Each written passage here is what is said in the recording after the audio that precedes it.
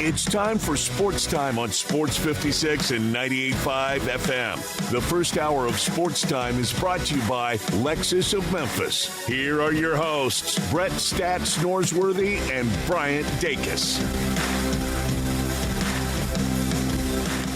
Welcome into Sports Time. The whole crew back with you today. Bryant, Brett, Landon with you. It's officially college football season. NFL only right around the corner. So much to get to from the weekend. It's also the start for us of Picks Week. We will be doing W's and L's for the SEC and the American. We'll kind of knock it out a little bit each and every day as we get to really week one, which is this week. And week 0, fun, little appetizer, but really get started this weekend with week 1. But I mentioned it, he is back, and it feels like the whole college football, at least the whole SEC world, has completely changed since the last time we spoke. Brett, welcome back. How are you this afternoon?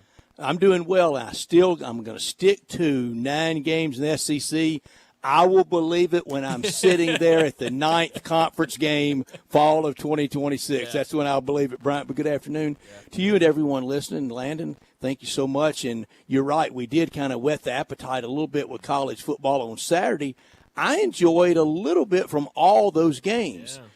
Yeah. The game in Dublin, I think both of those teams could end up in the playoff. Many have both, even with the loss for Kansas State. A lot of people still think they could be there. Iowa State, they were able to hang on and win. Look fun other than the post-game really ugly scene between Avery Johnson's dad and big brother. My goodness, that's early front row. I mean, that takes a pretty big something to top it, kind of for ugly stadium scene the rest of the year in college football. Wouldn't that be something if at the end of the year we're still talking about a stadium fight and it is between a father and a son that are all family members of the starting quarterback of that game? And it may have been the angle, but it looked like he was trying to drown him in a mud hole. Well, that's the thing, we kind of talked about it on Friday. Weather out in Ireland, always tricky. That. We knew it was going to be tricky for that game. And, you got big old puddles outside. It's been raining, and they're just rolling around in the puddles. So he was trying to dunk his head in it. I'll be honest, I did not believe it when I first saw it. Like, when I first saw the video on Twitter, and it was like Avery Johnson and Avery Johnson's brother or Avery Johnson's father and Avery Johnson's brother are fighting outside the stadium. I was like, oh, that's funny. This must be an Iowa State fan that, has posted this video of 2 Kansas State fans arguing and just saying it's his father and his brother. And then I was like, oh, no, this is actually his father and his brother fighting. Wow. And I couldn't believe it. I really couldn't. But I guess that's what happens when you lose a game in Ireland. Bryant, I had a parent of a player. This is a long time ago now. I'm going to say around 2006, 2007. It was a mother of a player, and she said, there's nothing rougher than the parent section up in the stadium. Ooh. It's brutal in there. Doesn't surprise me. I'll be completely honest. And she said, particularly for 2 players, if you're the parents of the kicker or the quarterback, your own section is rough on you. Yeah, that is unfortunate, but it does not surprise me. And speaking of kickers, we started the day with the parent and brother of quarterback getting in a fight. We ended the night with a Japanese kicker who learned kicking on YouTube, winning the game for Landon's Fighting Rainbow Warriors over Stanford. Go Bows. Go Bows. We were all in on the Bows. Brett, we bet on them over the weekend. Very good. I think we're on 0-12 watch for Stanford, too. Yeah, it was, I was worried early in that game. Particularly bad. Yeah, it was really bad, but, kind of got the run game going early, and I was like, all right, well, maybe they can do something. And then, oh, man, second half rolled around, and it felt like Hawaii kind of went to the drawing board at half and said, all right, this is what we need to stop. This is what we need to stop. We stop all this, we win the game. And they went out there and dominated the second half. And, Stanford looks in really rough shape. I was pulling hard for Idaho State plus the 26.5. They didn't need all that. I'm never for Dan Mullen wherever he's coaching. So I was pulling hard for Idaho State. Western Kentucky, I think they have to be thinking maybe what if, put up a something in 0 and maybe try to be the the non-power 4 team. Sam Houston with Phil Longo on the sideline for them. I mentioned I thought how futile Stanford was, but a really good effort for Hawaii for them to get that win. And in the Fresno State Kansas game, I loved it for no other reason. Tim Brando was doing the game and loved listening to Timmy B. And the money, $300 million, basically a new stadium in Lawrence. And that old stadium, well, Brian, it was a long time ago. It was 40, 45 years ago. I'm going to say 84, 85. There was a movie about, and the name of the movie was The Day After, starring Jason Robards, and it was the day after a direct nuclear attack on the United States by the Soviet Union. And in the movie, it depicted the stadium at Kansas of people out there at a game while the mushroom cloud was forming, off some 100 miles or something. That stadium looked like the nuclear warhead actually hit that stadium before the $300 million was spent on it. So I wanted to see what $300 million at KU really went to. Looked good, and Kansas looked good. They handled business against Fresno, so good win for them. We'll talk about them playing a team that we will do W's and L's with at some point this week when they face Missouri. So we will see if they get a win or a loss against the SEC team. But I got to tell you, Brett, my favorite story from the weekend of Week 0 college football was you mentioned with Western Kentucky their quarterback Maverick McIver, who was great. He was really fun. But they told the story about how John Wayne shot a movie on his grandparents' farm. And that their families were family friends and stuff like that. And I was like, holy cow, that's a phenomenal story. Well, Bryant, I promise you, not trying to story top you. I texted a friend of mine Saturday night during the game. I said, if you're watching the little quarterback for Western Kentucky, Maverick McIver, yes, that's the son of Texas quarterback from back in the day, 1981. I saw Rick McIver in person for a number one ranked Texas team come to Fayetteville and get beat 42-11. And the story back in the day for people were that the McIvers were, rich for even Texas. Oh man, that is insane. Yeah, that was a fun story last night. He was awesome. He was some of those throws he was making. He was pretty rock steady, wasn't he? He was really good. I was really impressed with what I saw from him. So now, his dad was much bigger than that. But Brian, I say that, and in this text exchange I said his dad looked a lot bigger. He said, sure did. And then the person texted back to me, he goes, everybody looked bigger back then because of the massive shoulder pads everybody wore then. Yeah, that's a really good point because it feels like back then it was, all right, big shoulder pads, get out there and play. Now it's trying to get small with everything. They don't want to wear anything. No. And, you look at some of these receivers and DBs and the shoulder pads they have, it doesn't even look like they're wearing anything under the jersey. And even some big guys are wearing shoulder pads not any bigger than hockey shoulder pads. No. And some are wearing, the pants cut off above the knee with nothing. No hip pads, no thigh pads, no nothing. I would wear every pad the equipment office had. If they had they do have elbow pads. If they had a little pinky pad, I'd wear a little pinky pad. Yeah, no, and certainly anything like lower body, knees, thighs, hips, that sort of thing. Anything bone to bone. Yeah, I want covered up. I want some sort of protection there. But nowadays, guys are going out there and they're letting it fly. So good luck. They are. They would like play in gym shorts if they could. Oh, absolutely, absolutely. Landon, would you wear every pad offered, or would you go out there and tough it out? Landon, tough it out. I played rugby and we don't have pads at all. No kidding. Great answer. Great answer. Never played rugby. Not my sport. I'll stick to football. Now. There are people that have on more playing lacrosse than playing college football in padding. It's crazy, but the helmets. So and the helmets are massive now. To pick one up, it's something. But the bigger the better. They think to protect the dome. Yeah, got to protect that skull. So we're gonna talk a lot of college football today. Really excited for Week 1 right around the corner. But I guess we don't have to mention all of it, right? We can kind of do half the story, not the full story, if you know what I mean. But Tommy Fleetwood finally gets his win on tour, wins the tour championship. It was really fun yesterday, kind of watching him go down 18 and sink that putt, a little tap in to win it. And you could tell, we talked about Rory McIlroy at the at the Masters of what that felt. You could see that emotion. You could see it with Tommy Fleetwood yesterday, of finally getting that PGA Tour win. I thought that, we started our picks, and largely the golf season starts with the Masters, kind of around here and conversationally. And Rory McIlroy got that albatross off him there, and then on Georgia soil, Tommy Fleetwood did.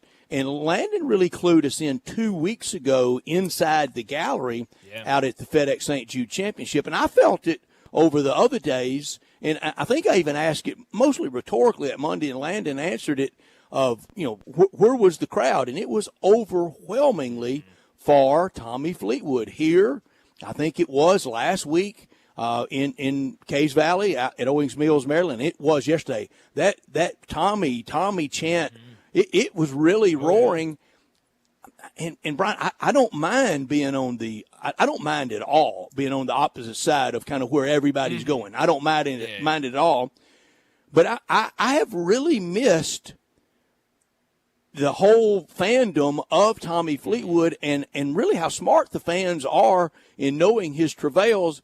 But what is so vexing to me that I just can't comprehend that in 1 month he's going to be being openly booed at Bethpage Black. Did you, speaking of that, and I want to get more to Tommy Fleetwood, so I'm not avoiding this topic at all, but did you see the commercials for the Ryder Cup on NBC? I saw one yesterday, but it was almost kind of building up the outward and how loud and the outward boos and it was no different than promotion for WrestleMania. Exactly I saw it. Yeah, no, it was. It was a very wrestling feel, talky promotion, and bring the heat. And I don't think they're going to have to invite that crowd up there more than once to bring it. But Rory McIlroy got that serenade at Augusta. Tommy Fleetwood yesterday. And in a month, they'll be public enemies number 1 and 2. That's right. That's exactly, and it all has to do with what's on their chest. That logo on their chest. But on Sunday of the Masters and yesterday, who was runner-up yesterday? Who was runner? Oh, Patrick Cantlay. Okay, well, Patrick Cantlay's not less American, no more than Bryson DeChambeau's going to be less American in a month. Exactly, but I mean, hey, it's. But I'm in a minority of one on this. I really am. Yeah, it's the team factor to it. I mean, it's the individual versus the team, and you're right though. It is kind of wild how because you would think with the team aspect of it that would kind of trickle down to just regular individual play, but it seemingly doesn't. My biggest thing is I don't know of another, and obviously individual sports are different.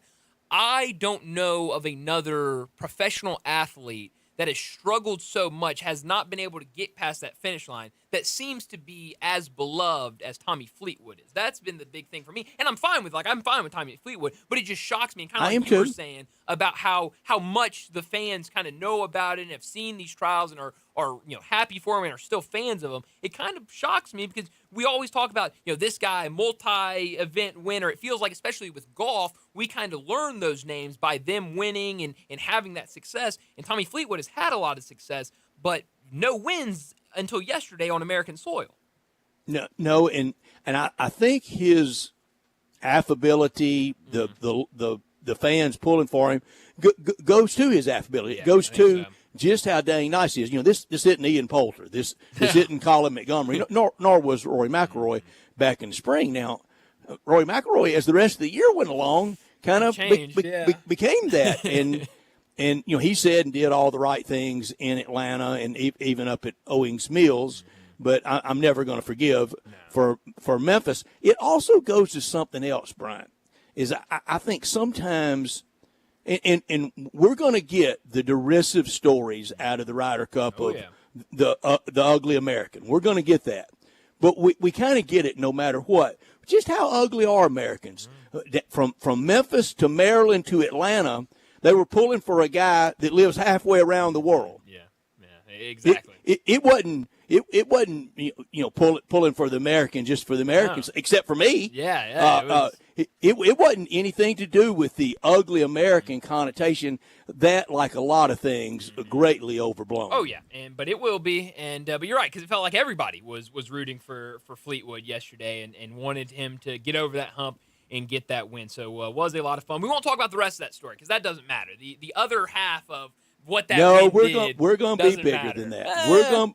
We're going to show just how big we are. That's right. You know what? That's right. We're going to show how and we're great going to congratulate our good friend John going with really a miracle comeback and coming all the way back and winning the golf picks this year. We will crown and serenade him on Wednesday. No, we're going to be big. We're going to be big people about it. You know what? You're right. Yes, we are going to congratulate him all week, and it's going to build up to Wednesday when we really just shower him with compliments and with applause because of all the great picking he has done this year. Well, we have a busy show today, so let me set it up before we get to top and not top story of the day. It's game week, so that means at 3:30, Jonah Dillon, the Tiger football beat reporter over at the Commercial Appeal, he'll join us. We had depth charts released this morning for the Tigers, a lot of storylines as we get ready for Chattanooga on Saturday. We'll talk a lot of Tiger football in our next segment. 3:45, we'll start our W's and L's, and we'll start in the American. 3 teams at 3:45, Temple, Tulsa, and Rice. We will go through those wins and losses. I'll tell you this now, both Landon and Brett, I have a lot more losses for these 3 teams than I do wins. It was kind of hard. Don't make any postseason plans. No, certainly not. We'll do W's and L's for those 3 teams at 3:45. 4 o'clock, David Cobb from CBS Sports. He'll join us. We'll talk a ton of college football, a little bit of college basketball. We'll get his thoughts on the SEC going to 9 games. And a lot of these games that we will see this weekend, including the big one, Ohio State and Texas later in the night, Clemson and LSU. Some really good games in week 1. I'm joking here. Yeah. What do you think the chances are? The only way maybe to top the Johnson family feud. Oh, jeez. You think there's any chance Cooper and Hyde Manning throw down? I got to text him. I said that. You think Cooper and Hyde throw down in Columbus? Oh, that would be that'd be incredible if we saw 2 Mannings. 0% chance that happens. But if we saw 2 Mannings rolling around in a puddle fighting after the Ohio State-Texas game, football would really be back at that point. I love that visual that I now have in my head. But we'll talk a lot of college football. We'll ask David his thoughts on the Johnson family throwdown at 4 o'clock. 4:30, we'll get back to the W's and L's. We'll stick in the American. USF, UTSA, and Charlotte. We'll do wins and losses for those 3 teams. 4:45, we'll get to big number of the day. 5 o'clock, back to W's and L's, and this time we're getting to the SEC. Vanderbilt, South Carolina, Kentucky, and Missouri. We'll go through those 4 teams, talk about their wins and losses. Which one of those teams make it to bowl, and do any of them make it to the playoff? We'll talk about that at 5 o'clock. 5:30, we'll get to what's trending, and at 5:45, we'll wrap up today's show like we always do with Moe's Crunch Time. Well, let me remind you, we're in our Family Leisure studios where family and fun come together, and Family Leisure needs your help to clear out the warehouse. All in-stock patio furniture up to 60% off, and 4-piece deep seating sets only $999. Chase Lounges buy one, get one half off, and all Polywood furniture now 20 to 30% off. Head out there, get that outdoor dining table, and receive a free umbrella with purchase. Don't forget about the special financing. It's available, but only at Family Leisure, 2120 Whitten Road, just north of I-40. We are Sportstime, and we're with you until 6 o'clock. He's Brian. I'm Brett. Our producer is Landon Schmidt, and we invite you to join us by texting or calling 901-360-8255. That's the Sissy's Log Cabin text and talk line. We're always from our Family Leisure studios, and all our guests will join us on the Sissy's Log Cabin guest line at 901-360-8255. Thank you to everyone at Family Leisure for us always, wherever we are, being from our Family Leisure studios. This hour brought to you every day by Lexus of Memphis at 2600 Ridgeway and online at lexusofmemphis.com. Great offers on all 2025 models. 26 is starting to arrive, and always special leasing options. Drive in luxury and confidence knowing that every new Lexus comes with complimentary first and second maintenance services. You can call them at 901-334-9673, but they invite you to stop by the only Lexus dealership in Memphis at 2600 Ridgeway and put yourself in the driver's seat of the all-new 2025 flagship LS500. You'll be looking and you'll be driving in style. When you purchase a Lexus, you get top-of-the-line engineering and design, and they make for the safe luxury driving experience. Online at lexusofmemphis.com. Experience amazing at Lexus of Memphis. top story of the day. Well, my top story of the day is week 1 is officially here in college football. We know the big games that we'll see on Saturday. You've got Texas, Ohio State. You've got Alabama, Florida State. Later in the night, you have Clemson and LSU. Those are the big marquee top 25 matchups, but a lot of other games that will be a lot of fun. You even go to Sunday where you've got Notre Dame and Miami, but the storylines and the questions of what will these teams look like, there are questions all over the country, and it starts on Thursday when we have an afternoon game, Boise State and South Florida. Does this Boise State team, can they do what they did last year without Ashton Genty running the ball? Has this South Florida team made improvements? Can they pull the upset at home? You go to the next night, and there's even more questions about some of these teams, like what does Auburn look like this year when they have a road matchup against Baylor, Georgia Tech, and Colorado? And then we'll get to Saturday where a ton of teams play, and we will be watching a lot of games, a lot of these SEC games, even games where it's not number 1 versus number 3. But what does Alabama look like after missing the playoffs last year, a road game against Florida State? Mississippi State, do we see them make improvements as a team on the road against Southern Miss? You go to Toledo and Kentucky. I mean, I've heard a lot of good things about Toledo. Big scoreboard watching game. Huge scoreboard watching game. I've heard so many good things about Toledo this offseason. And Kentucky, a ton of question marks about that team. So I think even when you're not looking at the marquee games this week and those top 25 versus top 25, there's still a lot of questions and a lot of storylines around the country to see what will these teams look like in week 1. Really excited for it to get kicked off. Our time, 4:30 in the afternoon on Thursday. A lot of ball. A lot of ball, and I don't think college football has ever been as national as it is right now, and that's a good thing. I know where we are, and I know how good it is down here, but I think it's really good when it's good from sea to shining sea, and to keep up with the games now, you have, because if Toledo upsets Kentucky and they win out, that they're probably in line to be the group of 4. How many? Group of 5? I think we're still at group of 5. Group you of never 5. know. Anyways, Power 4, group of 5, Pac-12. What are they now? Oh, it's a mess. Tiger fans, pull for Kentucky and pull for South Florida. My top story: game week for everyone. Game notes, spreads, depth charts starting last Saturday in Dublin. I mean, I'm overwhelmed by game notes right now. And I think they're trying to make the print as small as they can make it there's at so every much game note information, site. Brett. I mean, you got to put all the information in there. It used to not be that small. Is it me or is it the game notes? Brett, a lot of times I say it's you, but I think in this instance, I think it's the game notes because I've seen the same thing you're seeing. I'm at game notes right now, and I popped it up percentage-wise to 150%. Oh, my gosh. Well, that might be partially you. I don't know. It could be, but it started in Dublin, and it will in college sports that started Saturday in Dublin will go all the way through Omaha and a dog pile there late June next year. 10 straight months of college sports. In an ever-changing sports universe, everyone comes home to college football. It's the clear number 2 sport in the country. I know that infuriates the NBA acolytes, but they know it. Ratings talk, crowd speak, and all that adds up to mattering more than just vibes. That's exactly right. Not top story of the day. Well, my not top story of the day, it's the week 0 action we saw on Saturday. Really fun. I know there was really one game that everyone cared about, and that was the game in Ireland, Iowa State, and Kansas State. It was fun. It was sloppy. It was raining. They had to remark the field at halftime because of all the rain. And then that lasted 10 seconds. That lasted like a drive, and then you still couldn't see it. ESPN was having some issues with their broadcast.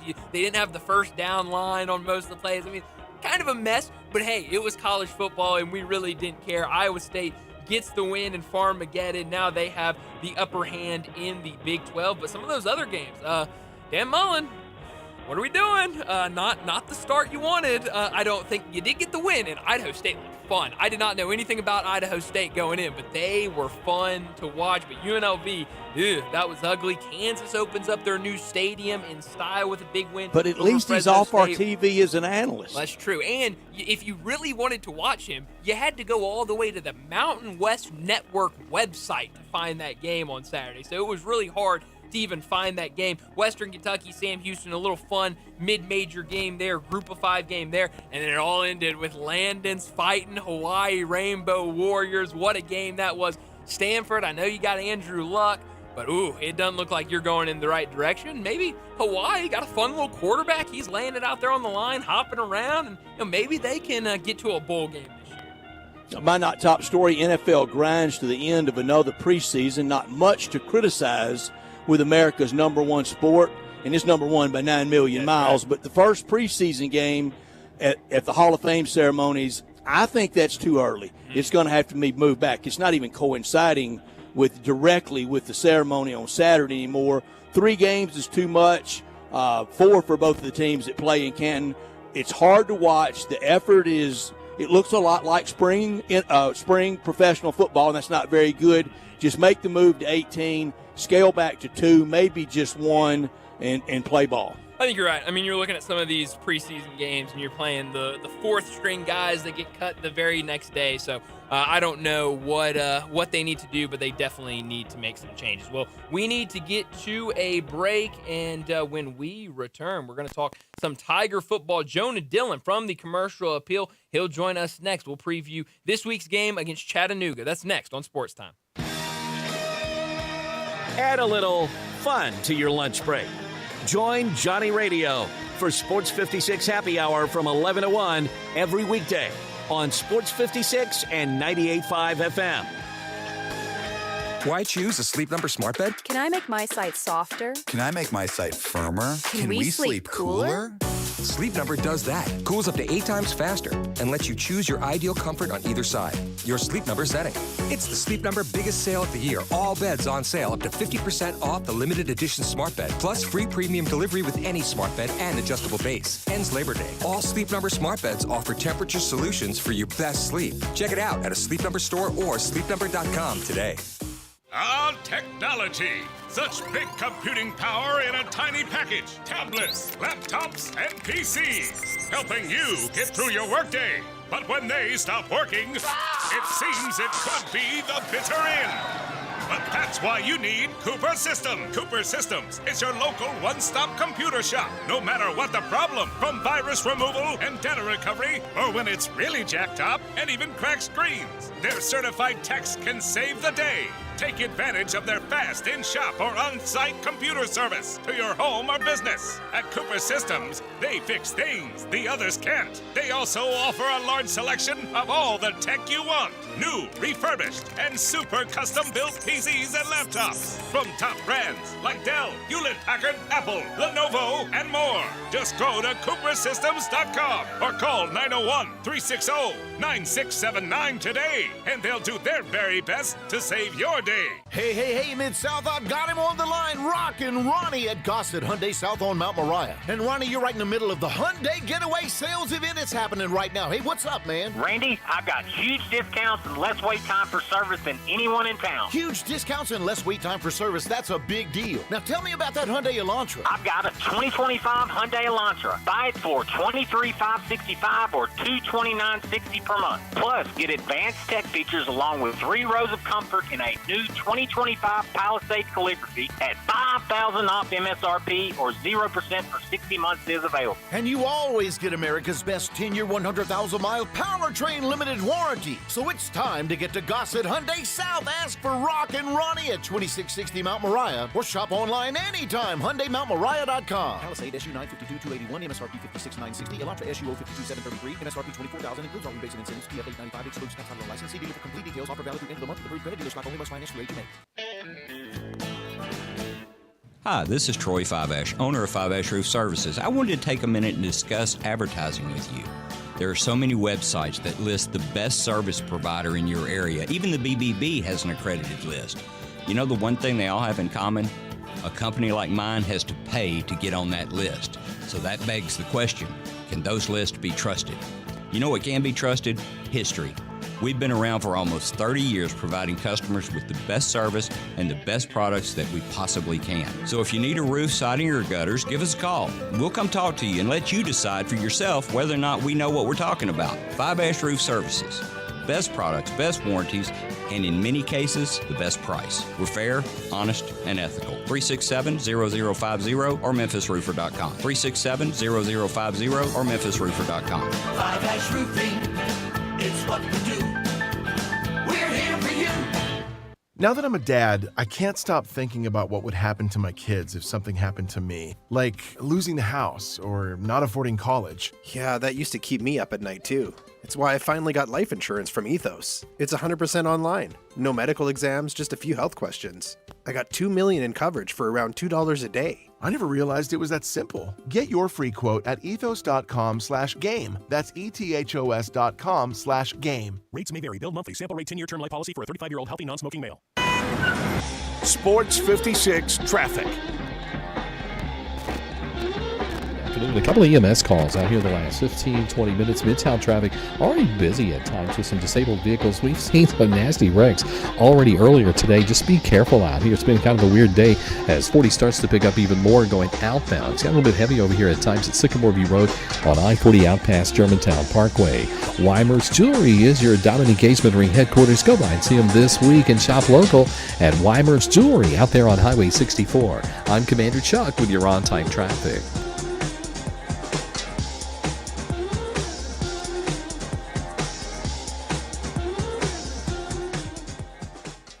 Now back to Sports Time on Sports 56 and 98.5 FM. This hour is brought to you by Lexus of Memphis. Here are your hosts, Brett Stats Norsworthy and Bryant Dacus. Welcome back into Sports Time. Bryant and Brett with you, and we got to talk some Tiger football. And joining us now, the Tiger football beat writer over at the Commercial Appeal, Jonah Dillon. He joins us now. Jonah, thanks so much for joining us. Finally, it's officially game week. I know a lot of people excited to get out to Simmons Bank Liberty Stadium and see the Tigers in action, but we did get depth chart released earlier today. And for you, I know you wrote about it over at the Commercial Appeal. What stood out to you from the depth chart for the Week 1 game against Chattanooga? Yeah, obviously we already knew about the quarterback stuff, and Ryan Silverfield has kind of suggested that there was going to be an or next to the backup quarterback spot, so that wasn't a surprise. I think I saw a lot of people, obviously, C.J. Smith, the receiver, not being listed on there. Ryan Silverfield saying that he's been kind of injured, and that was the reason for that. Cortez Braham was listed on there. Obviously, we've talked about him and kind of how much he's going to be able to play at the beginning of the season. And then just kind of looking at the defense and being like, wow, these are all new faces, you know. These are not people that we've seen play for the Tigers before. Obviously, a lot of production there, a lot of talent, but it is going to be interesting to see it kind of out on the field for the first time when everything is so new. Jonah, the quarterback position, and it did have an or, right, today? The backup did. It said so Brandon Lewis listed as the starter, and then A.J. Hill and Arrington Maiden both listed as backups. Okay, well, we'll know Saturday because that's going to be a name to score day for the Tigers, and it'll be a really good game to get a lot of young players, new players, fresh faces in there. Would it be safe to say whoever goes in will be should be listed as the second guy? Whoever goes in first? I don't know. It's hard to say. First of all, you know, I obviously they would ideally like to, you know, blow them out and the game's over and they can do some stuff with the backups. You never know how that's going to go, especially when it's one thing when you already have seen everybody play together, but it's kind of like if you're Memphis, you look at all these new players on both sides of the ball, and it's like even if you are up by a lot, you kind of want to give them a chance to play together because suddenly next week, you know, then you're going to be in real games and you're not going to have time to put other guys in. So I don't know that there's as much value in doing that as there normally is, or there's more value in having your starters out there. I don't know. I still think week by week you could see different sort of things. Like I've said, I think in a single situation, you know, Brandon Lewis gets injured or something, the offense they're running, Arrington Maiden is more of that style of quarterback. So if you're going to bring A.J. Hill in the middle of a game, that's going to be pretty jarring for the offense you're trying to run. That doesn't mean that if you had a whole week to prepare, maybe you would want to prepare an offensive system for him to be the quarterback. So I think we could see different stuff throughout the season. Obviously, health will be a big part of it. But, yeah, look, if we get to see them play, it'll be exciting. I wouldn't read too much into it based on all that, though. Now, fall semester has started at the University of Memphis, hasn't it? Today. Started today. Yeah. So school has started. We're going to play ball Saturday. If somebody got disenchanted Could they bolt after Saturday and at any position at a lack of playing time and go somewhere and play this year? No, if you play, you can't play somewhere else. Theoretically, you can't transfer now. Obviously, you see some situations where people are leaving and then enrolling somewhere else. But no, if you play for a team, then you're on that team. You're not going to be able to go somewhere else. So obviously, you see stuff with players leaving in the middle of the season, and that's happened a bunch of different places. Obviously, it happened last year with Memphis with Taj Rael, and there's plenty of examples across the country of that. But those are not situations where someone is going to play somewhere else. Now, in the next couple of years, with where this thing is headed, it wouldn't surprise me. But for now, we're not going to see that. Yeah. I mean, we're past the time that we're scared of somebody switching sides at halftime, aren't we? I don't know. You hope so. Yeah, I will never put that out of the question in the future, though. You mentioned C.J. Smith, the wide receiver. I think a lot of people really excited to see him. We saw him in the spring game. But every time it feels like we've talked about him, Jonah, you've brought up those injury concerns in his past. Now Ryan Silverfield talking about he's not on the depth chart because of injuries. And the thing that scared me the most is that Ryan Silverfield today, when talking about him, said he anticipates that Smith will be able to help them out at some point this season. Does that mean that this is an injury that's going to sideline him for a while, or is this kind of just, hey, he could be back next game, or is this something where we could be talking about him missing 4 or 5 weeks of the season? Yeah, I think you'd hope that he's at least in a place where they think he can play sooner rather than later. And even Ryan Silverfield did say, hey, especially a receiver, there's guys who are not on the depth chart who are going to play. He's been saying that throughout the season. So I think this is a thing where we should be able to see him play, obviously assuming there are no setbacks. And like you said, and this has been something that's kind of followed him throughout his career, nagging injuries have been an issue. So even if you're, whatever, 75%, 80% healthy one week, maybe you get hurt in practice or you get a setback or something. So I don't think it's guaranteed either way right now, but it's not like he's out for the season. They expect him to be able to play, at least at this point. Landon, I want to run through a couple of kind of fill-in-the-blank what-if scenarios for me. First of all, before I do that, has too much been made of the kind of the open call for defensive backs? Is that more for practice-type players? I've got eligibility. Yeah.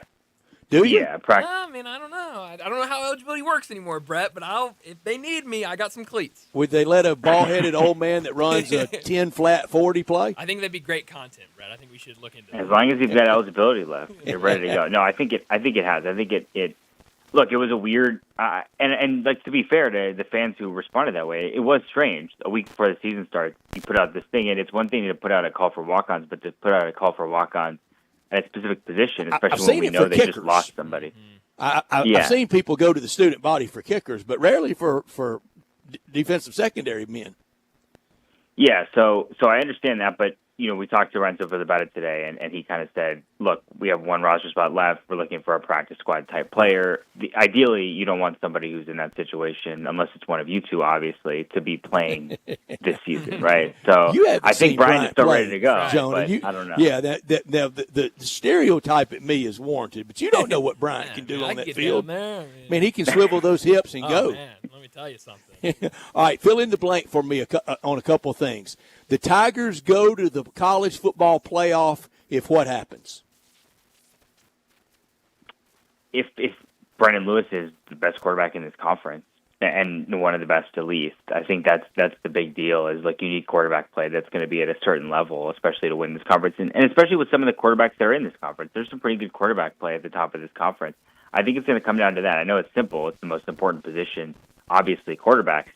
But if they're not getting elite quarterback play, I don't think this team is. I think they're good everywhere else. I don't think that they're good enough that they're going to overcome that, right? So I think that's what it's going to come down to, is how effective is Brendan Lewis as a quarterback, especially as somebody who's played a lot of football at a lot of different places but has not been on a lot of winning teams. Maybe not this week, but the back-to-back roadies at Georgia State and at Troy, and I'm going to have y'all a great scouting report on Georgia State after this week. We'll just wait till that's I'm going to be crushing your You text will. Saturday and Sunday night for you to know everything about them, Jonah. What's the first big sign against either Georgia State or Troy? Something that might be a deficiency that rings true in those games. Yeah, I look for the defensive side of the ball. I think growing pains offensively, I can kind of expect that, and I wouldn't necessarily push the panic button if we see that. I think defensively in those games, especially like we saw Troy last year, offensively they had nothing. I think if there's defensive issues in those games, especially early on, that's where I would start to get concerned, I think, and then we'll see how that develops. How many games would Ryan Silverfield have to win this year for his name to be prominent come coaching carousel time for a big job? And by big job, I mean SEC. SEC, I don't know. Other power conference, I think you're looking at more. You're looking at the same type of numbers, but I think it has to be a conference championship at least appearance, because those are the kind of things also. I think Memphis has kind of been hurt by this the past couple of years. When you're not in the running to get to the conference championship and you're not playing the conference championship game, people, especially nationally, they just lose interest, or they never had the interest in the first place. If you're playing on conference championship weekend, there's only a couple of football games on, and when you're playing, you're the only game on, or there's only two on, and so everybody's watching it, and they're like, wow, this is the team, this is the guy, all that stuff. If you're not in that discussion and you're not playing on that day, you just lose a lot of that exposure. And so I think that's the thing that's going to come down to is being in the mix. Thanksgiving Day, if Memphis is playing on Thanksgiving Day and has a shot to get to the conference title game, win it in or something like that, then you're talking about, okay, what's going on in Memphis? Let's talk about that. If they're not, then I think, again, you lose that exposure, that interest, and that really hurts with those things like that. Okay, a lot of ifs, a lot of scenarios. But against Arkansas, if the Tigers are undefeated, they beat Arkansas, and they're really sharp. As the story goes, Jonah, a million years ago, the UCLA athletics director at the 73 Final Four, J.D. Morgan, that's when he became infatuated with Gene Bartow and told people, whenever John Wooden retires, I know who our coach is going to be. It's going to be Gene Bartow at Memphis. Many speculated that it would be Denny Crum that had been on the bench for Wooden and had already won at Louisville. It took a couple of springs. Bartow coached the end of the 74 season in Memphis, then went for the 1 year to Illinois, and then he was hired to replace the Wizard of Westwood. I think if Ryan Silverfield put it on Arkansas and went on to a good year, that would have to ring Hunter Yurchek's chimes. Yeah, it would definitely help. I mean, obviously Arkansas, they've got all sorts of issues to deal with, and their schedule is not nice, basically, is how I would put it. So they're going to have a lot to deal with this year. I think, that game's going to be the big one. I think, obviously, that's been circled, and you like you mentioned, you kind of have those two trap game types on the road, games that people are not necessarily looking forward to, right? Sun Belt opponents on the road. And then you've got that Arkansas game, and then a week after that, you're right into conference play. And I think you're looking at a lot of like landmine-type games for Memphis around that. Remember last year, the emotional win over Florida State, and then you go lose your conference opener in Navy the next week. So they've got to be ready. They're going to Florida Atlantic the week after that Arkansas game. Those are all really big games, and it's going to be interesting to see how they handle that. Jonah, I was the smartest guy in town for a week, wasn't I? For a week. It lasted 1 week. Yeah. But you know what? I'll take that as a W. 1 week. That's how it goes sometimes. Yeah. Hey, it's longer than I've been this smart. No. So. Take your W's you where crushed they come. Jonah, as always, thanks so much for joining us. All this time, we've been talking about previews. Next week, we will have actually seen the team. We can talk about what we saw, and we'll be getting ready for Georgia State. As always, thanks. We'll talk to you again next Monday. Yeah, thanks, guys. Thank you, Jonah. Appreciate it so much. Jonah Dillon from the Commercial Appeal. You're right, Brian. Next week, we'll be dissecting box scores and playing time and speculating on who's mad over their playing time. Well, and that's a great point that I didn't really even think about when looking at the depth chart today, is that everyone, you hope at least, like you said, this is a name-your-score type of game against Chattanooga. And so that means at the point when everybody is supposed to be uninterested in the game anymore because you're up 30-7 or 30-0 or whatever, that's when everyone's going to be focused to see who is that quarterback that jogs out to the field when they decide to pull Brendan Lewis. Will it be Arrington Maiden? Will it be A.J. Hill? So you're right. There's going to be a lot of focus on that quarterback position this weekend against Chattanooga. Here's one position grouping that even in blowouts, I think you'll see them play longer now than maybe in yesteryear, and that's offensive line play, because you have to have chemistry there. It's got to be a symphony. It can't be a jazz band. And when do you get runtime unless it's out there during a game? Even if it's a blowout, that left guard's got to he's got to get simpatico with that left tackle. That's a really good point. And you look at Memphis in a lot of different places. It's a lot of new guys on that offensive line. So game one, it's a good opportunity to get out there and get a lot of snaps in with the group. Jonah Dillon joined us on our Sissy's Log Cabin guest line. They are the Sissy's Log Cabin. They are the official jeweler of the hometown teams, like the Grizzlies and like the Tigers. At great location at Poplar and Perkins at Laurelwood at 4542 Poplar. Bill Jones and his great team, part of the fabric of the community, here to stay. And you see it with that great building they have, and you see it at FedEx Forum, just with the display cases at FedEx Forum in the floor seat lounge, supporter of Tiger Athletics. And they're the sponsor of our look back at the weekend in the SEC. That's every Monday at 4:30. Next week it'll be Tuesday at 4:30, but I promise after that it'll be every Monday at 4:30 as we look back at the weekend in the SEC, brought to you by Sissy's Log Cabin, the Mid-South's largest selection of one-of-a-kind jewelry, engagement rings, wedding bands, necklaces, earrings, 9,000 square feet in Laurelwood with expanded lines for Rolex, Cartier, diamonds, and much more since 1970, with all the great locations across the Mid-South. Official jeweler for the Grizzlies and at FedEx Forum with the floor seat lounge, and we're going to be back at FedEx Forum really soon. 10 weeks from today starts college basketball season. Cow, don't get me excited, Brett. And even less for the Grizzlies. That's right. Cow. Here comes the countdown. We just got to football. We're already counting down to basketball. I got it one sport at a time, Brett. One sport at a time. At Sissy's, they have unsurpassed value, exceptional service, expansive selection, and truly an extraordinary shopping experience, because life's too short for ordinary jewelry. Well, we need to get to a break, and when we return, we start our W's and L's. Temple, Tulsa, Rice. We'll do those three teams next on Sports Time. You have opinions? I think it's over. Of course you do. I don't think it's that simple. Everyone does. I got all the answers. Hit us up on the Sissy's Log Cabin listener line at 360-8255. Everything today is technologically based. Well, except maybe you. If you're struggling with tech, no matter what kind, call Tech For You. Tech For You for TVs, home theaters, cameras, smart locks, digital storage, and more. Tech For You makes it simple and affordable. Call 697-9695. Make your home safe, comfortable, and up to date with Tech For You. Stop struggling with tech. Call 697-9695. Veteran-owned and operated. Tech For You. Technology simplified. For the first time ever, you can get all of ESPN in the new ESPN app, along with Disney Plus and Hulu, with one incredible offer. The most live sports, biggest blockbusters, and most talked about shows. Get it all in one bundle for $29.99 a month for 12 months. Visit Disney Plus Hulu ESPNBundle.com for details. Ad-supported plan auto renews at regular price. Currently $35.99 a month, subject to change. Unless canceled. Ends 1/5/26. Terms apply.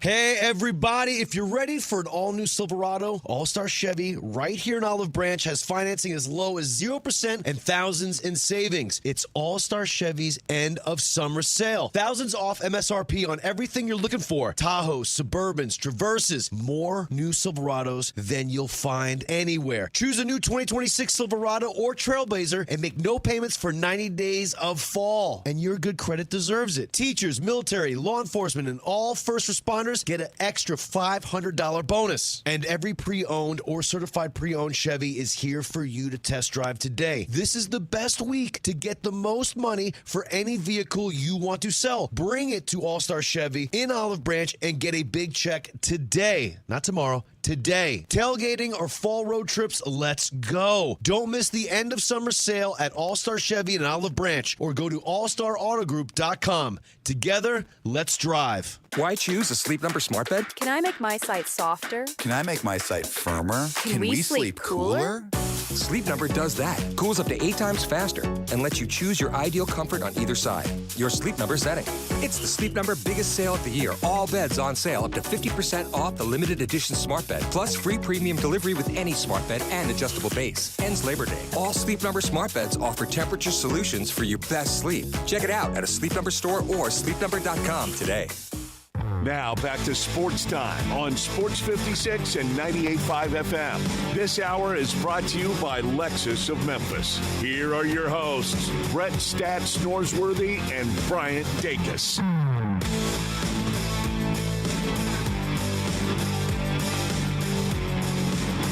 Welcome back into Sports Time. Bryant and Brett with you, and we got to start our W's and L's, and we start in the American. We're going to knock out Temple, Tulsa, and Rice, our favorite conference, Brett, the American. We're going to start here. What team would you like to begin with?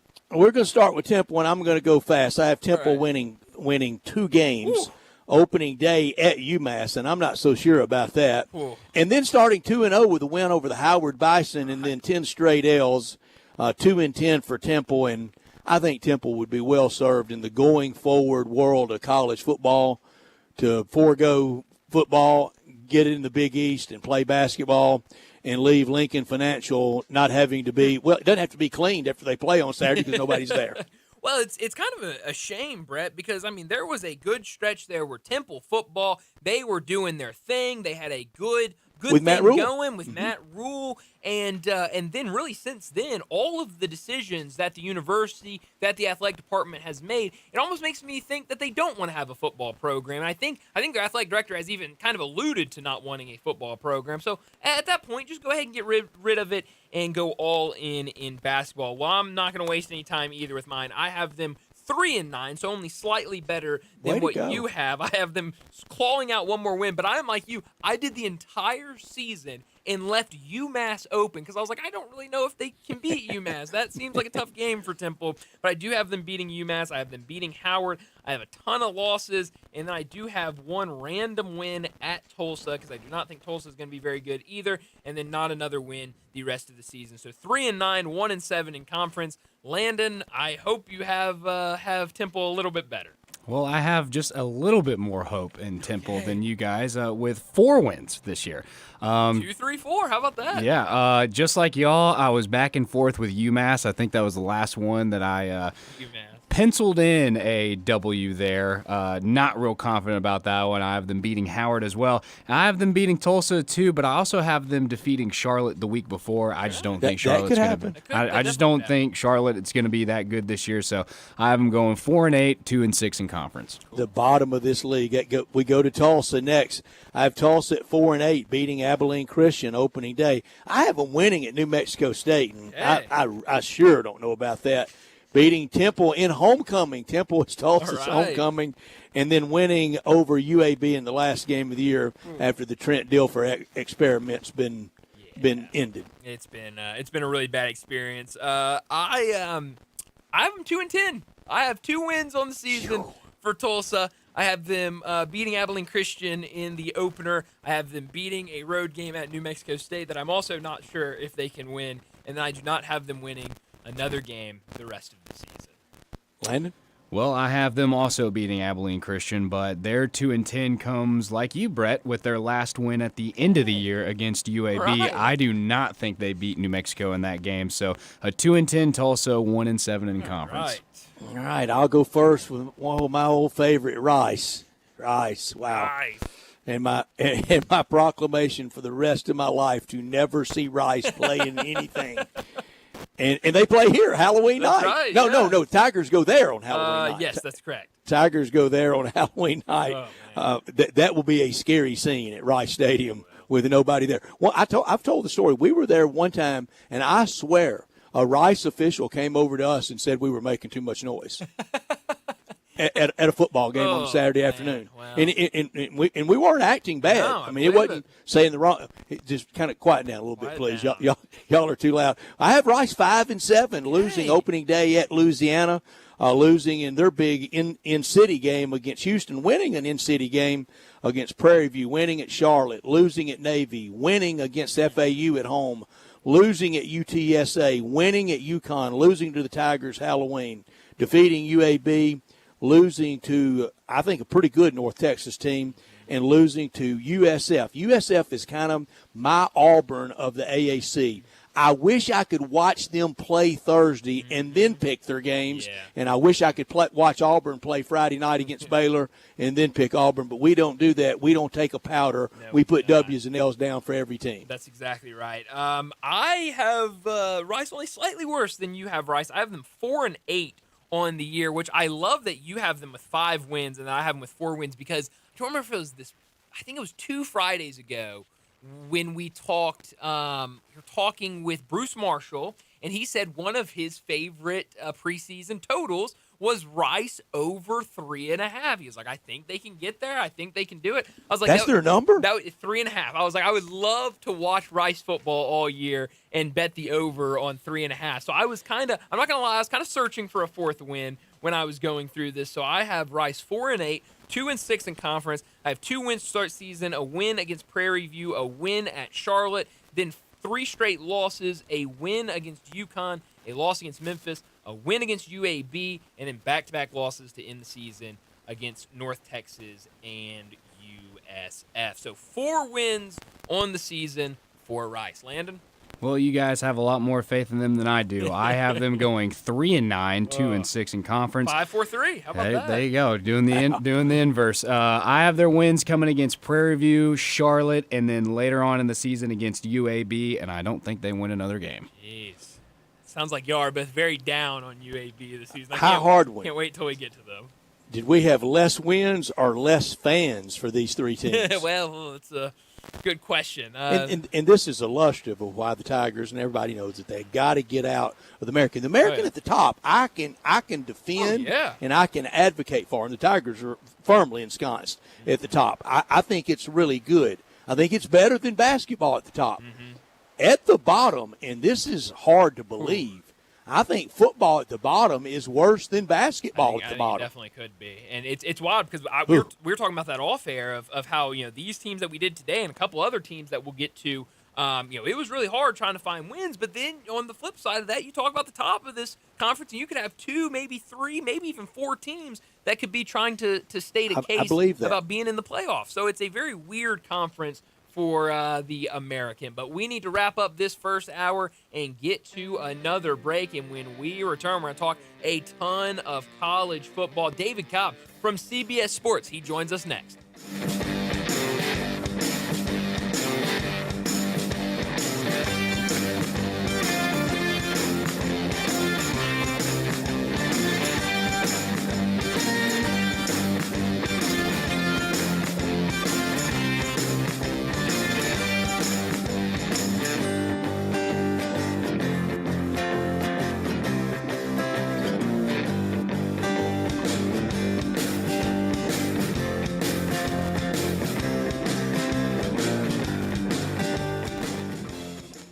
Drive like a pro and support a great cause during the sales drive at Landers Ford in Collierville, Landers Ford South in South Haven, and Landers Ford North in Covington. We've provided over 100 new Fords to be driven by the pros at the FedEx St. Jude Championship. Now they're all being sold with demo prices. A portion of the proceeds go directly to the St. Jude's Children's Research Hospital. This is a once-a-year opportunity to trade up to a 2025 Ford Expedition or Explorer. Demo priced below market value. That's right. Demo price 2025 Fords below market value. Visit LandersMemphis.com or come see us at Landers Ford in Collierville, Landers Ford South in South Haven, or Landers Ford North in Covington. With our Landers Easy Pass, you can get top dollar for your trade-in to help you save even more. Don't miss your chance. Reserve your demo price 2025 Ford driven by a pro at the FedEx St. Jude Championship before they're sold. Remember, if it doesn't say Landers, you paid too much. NST's been taking down insurance giants for over 35 years. Big firm power with hometown heart? Yeah, they don't play. It's that combination that has helped them win billions for their clients. NST is the way to go. Call 683-7000.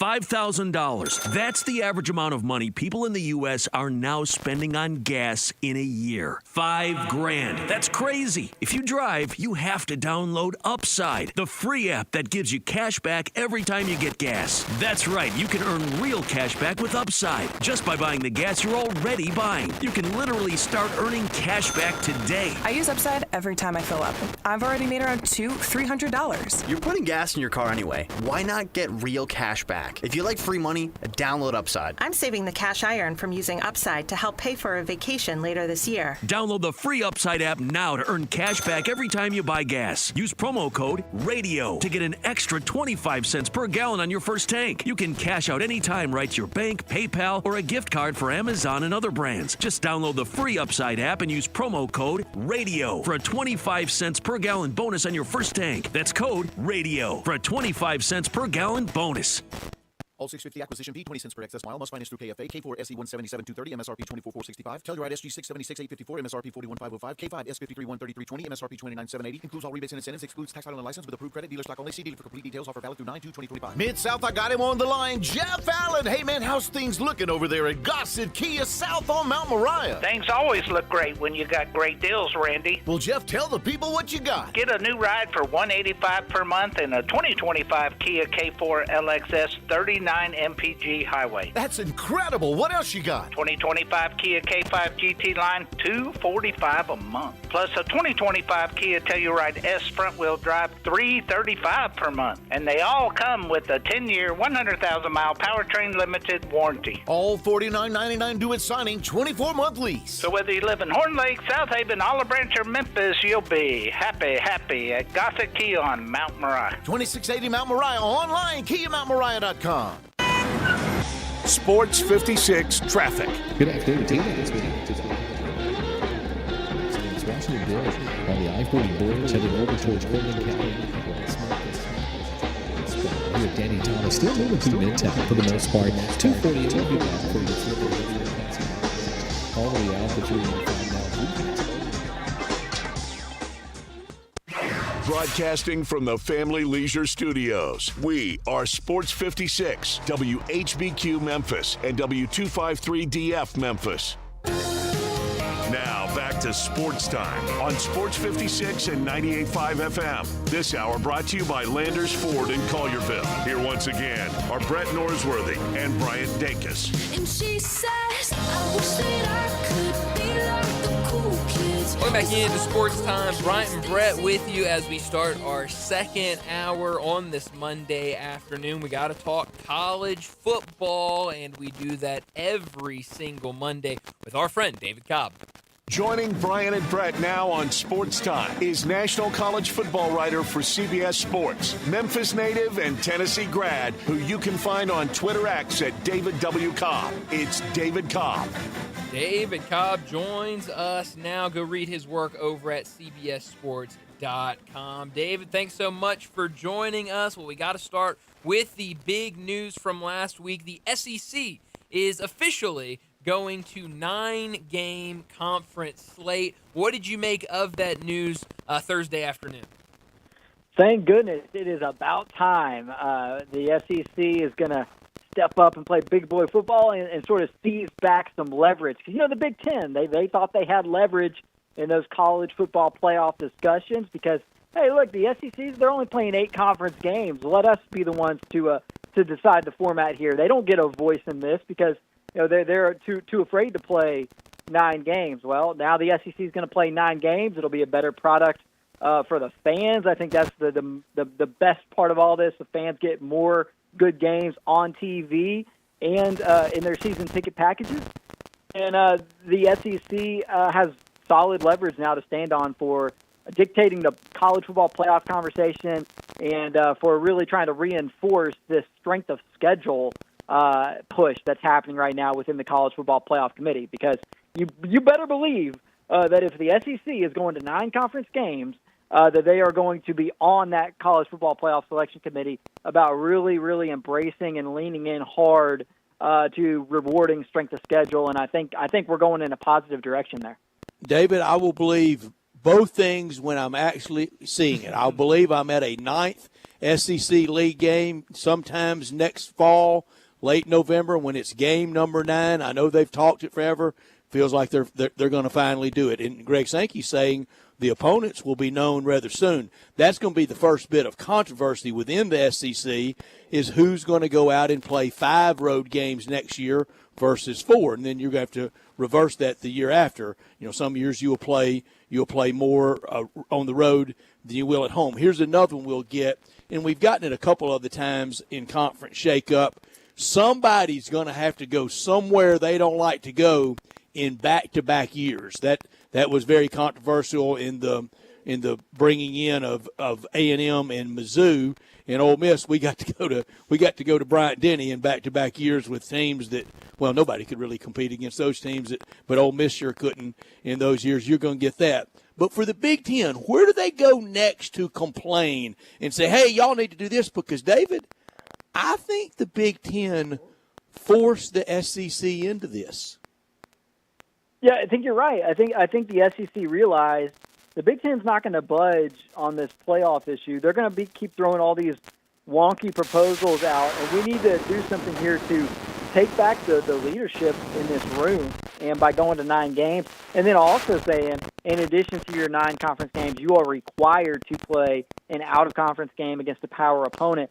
I mean, they have just said, hey, we're serious, right? And let us be the ones to drive this conversation about future playoff formats. And so I don't know what the Big Ten's next move is here. I think Greg Sankey has kind of pushed his chips to the table and has said, all right, like what do you got? Because unless you got a pocket ace there that we don't know about. They got Purdue, and they got Maryland, and they've got Northwestern, and they've got Rutgers, and they got the Gophers.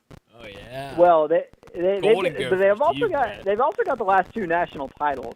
So and from what I hear, Brett, you're out here predicting that the Big Ten's going to win 3 in a row.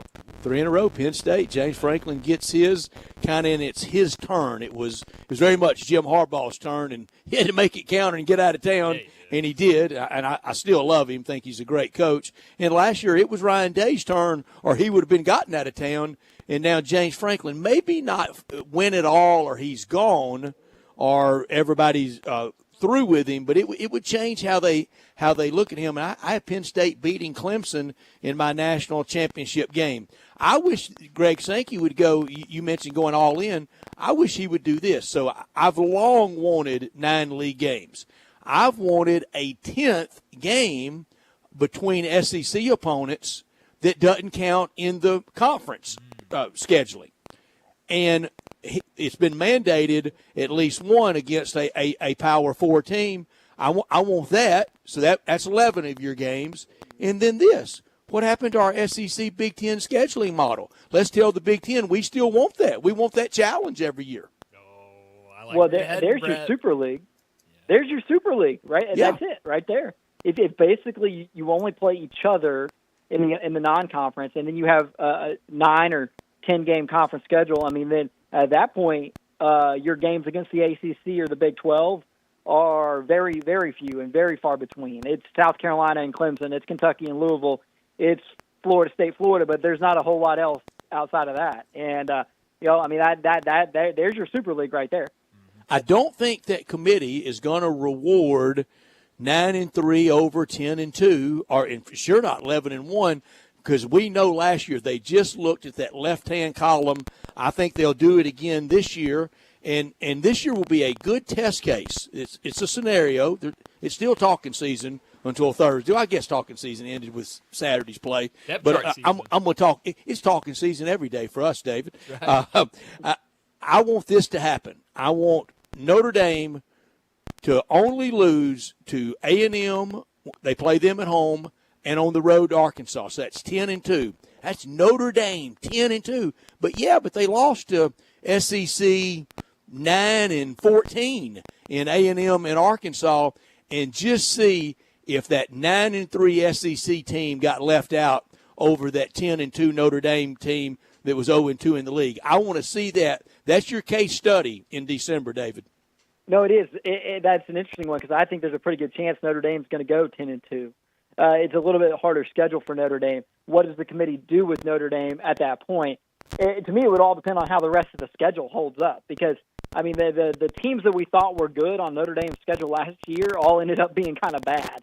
And so if they were to drop, let's say, an Arkansas and an A&M, but then win the rest, where does that leave them? I don't know. But what we got to get to and why I think the SEC was comfortable doing this and going to 9 games is you probably saw the CFP came out and said they didn't really explain exactly how, but they reinforced that strength of schedule is going to be a bigger part of the calculus moving forward, and we're going to reward big victories, and you won't be harmed as much for losses against quality opposition. And, that's great and all, but they haven't really put parameters on it. So in so many ways, it's still the eye test. It's still what the people in that committee room think. And if you think they're going to leave out a 10-2 Notre Dame, you got something coming, because that's just, I don't think, ever going to happen. But I think more for eyeballs and pocketbook than anything.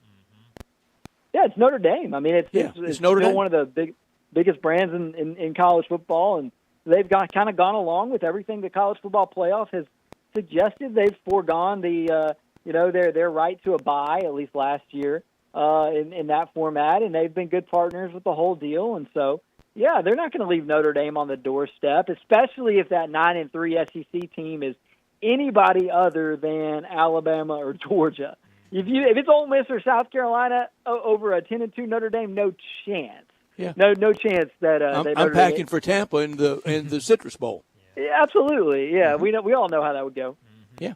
Well, I'm glad Brett brought up the scheduling agreement, because I was going to ask you, last year with the expanded playoffs, everyone was talking about, bubble and like all of these terms that were, quote unquote college basketball terms. I was hoping that maybe with the 10th game being a power conference opponent, we could do like the challenges in college basketball and have the SEC ACC challenge, the SEC Big Ten challenge, the SEC Big 12 challenge, and just bring that over to football and do something like that. I think the SEC would probably dominate. I think it'd kind of be like how the SEC ACC was in basketball this past season, but I'd love to see something like that. But David, I'm curious, when you look at the SEC, we're doing W's and L's. I don't want to give away what I have for this team yet, but Kentucky. It doesn't feel like it's going to be a very good season for them. What are your expectations for Kentucky this season, and kind of how does this finish in terms of are we talking about a new head coach at Kentucky next year? Yeah, hopefully I'll get eyes on them next weekend in Lexington and maybe run into you, Brett. Yes, sir. At former Commonwealth Stadium, now known as Kroger Field. But a great stadium. Yeah, I've been there a handful of times.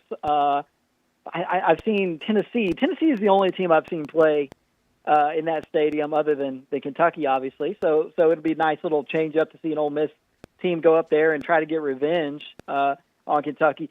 My expectations are minimal, to say the least. I feel like the ceiling is probably 6-6. I think Kentucky hurts more in this new SEC than just about everybody else, because for a large part of Mark Stoops' tenure, Tennessee was down, Florida was down, South Carolina after Spurrier was down, Georgia eventually found its way and became very dominant in that old SEC East. But by and large, that division outside of Georgia was wide open, and Kentucky took advantage of that. And they got to bowl games, and they got to 9 wins a couple of times, and they really kind of bumped up against their historical ceiling. But now you see the format change to where you don't get those SEC East foes the same way you did before. And even when you do, Tennessee's better now, South Carolina's better now, Vanderbilt's competitive, Missouri's competitive. So the other teams that were in their weight class have risen up, and so is Louisville. Louisville's now in a good place under Jeff They've got a Brom. pulse. Exactly, and so that all those things together to make winning very difficult right now for Kentucky under Mark Stoops, and they will hurt the most from going to a 9-game league schedule as well, because nobody knows how to schedule patsies better than Kentucky. And you get one less patsy when you have a 9-game conference schedule. And so I think the days of Kentucky making a bowl game every year are pretty much done, and I'd be kind of surprised if they made one this year. But I don't think any AD and any power brokers around a school want to make that big payout. Mark Stoops has a big one, would deserve every semicolon of his contract and the payout. I don't think they want to pay payout dollars. I think they would rather pay players than payoff dollars. Yeah, exactly. And you got a lot of momentum around that basketball program right now. And what I think Kentucky sees an opportunity in the market. The market in the SEC right now is invest in basketball invest in football, right? And then they're saying, all right, well, if everybody else is going to self-impose a salary cap on their basketball programs at, let's say, $6 million, and then go all in on spending the rest on football. Well, we care more about basketball. We'll give Mark Pope as much to build a 13-man roster as we give Mark Stoops to build a 105-man roster. So true. And we'll just let the chips fall where they may, and those chips are going to fall where they historically fell, which is Kentucky struggling to make a bowl game, hoping that a Tim Couch emerges from the hills of Appalachia every once in a while, and then trying to go make Final Fours in basketball. And honestly, I think most Kentucky fans will be able to make their peace with that. And there's another one with almost that same setup. You could interchange everything you just said for at Arkansas. And John Calipari had, I'm convinced in fourth grade on the back of his report card, the teacher wrote, "John does not play well with others. He has never played well with a basketball coach, whether it was UMass, Memphis, Kentucky." Look how he undercut Mark Stoops, a guy that broke Bear Bryant's record, and John was constantly pulling and pushing against him, and he's not going to play well with Sam Pittman. I can hear him now saying, "I could have signed me another point guard for what y'all paid off with Sam Pittman." Yeah, no doubt. There's the power struggle is going to be real there at Arkansas as well. They're another one that's kind of in the exact same position because of we're not real thrilled with the direction of the program under Sam Pittman, same as Kentucky is with Mark Stoops, but what kind of candidate are we really going to attract right now with what we're going to pay, what we're going to give them in NIL? I mean, they'll find somebody to take the job, but is Arkansas really going to go out and make a home run hire on the football front right now? I don't know, because honestly, the name that jumps out at me that would be most interesting is Rhett Lashley. But they've gone down the road of hiring an SMU coach before, and it went so horribly. They're like, I don't even know if you could do that again. So it's tough because you got to figure out where to spend your money and what to prioritize.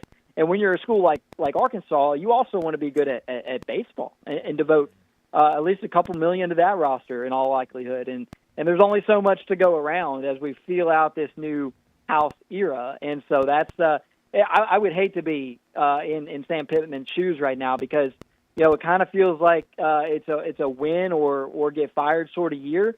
But honestly, I think the worst thing for both sides would be another, okay, we went 6-6.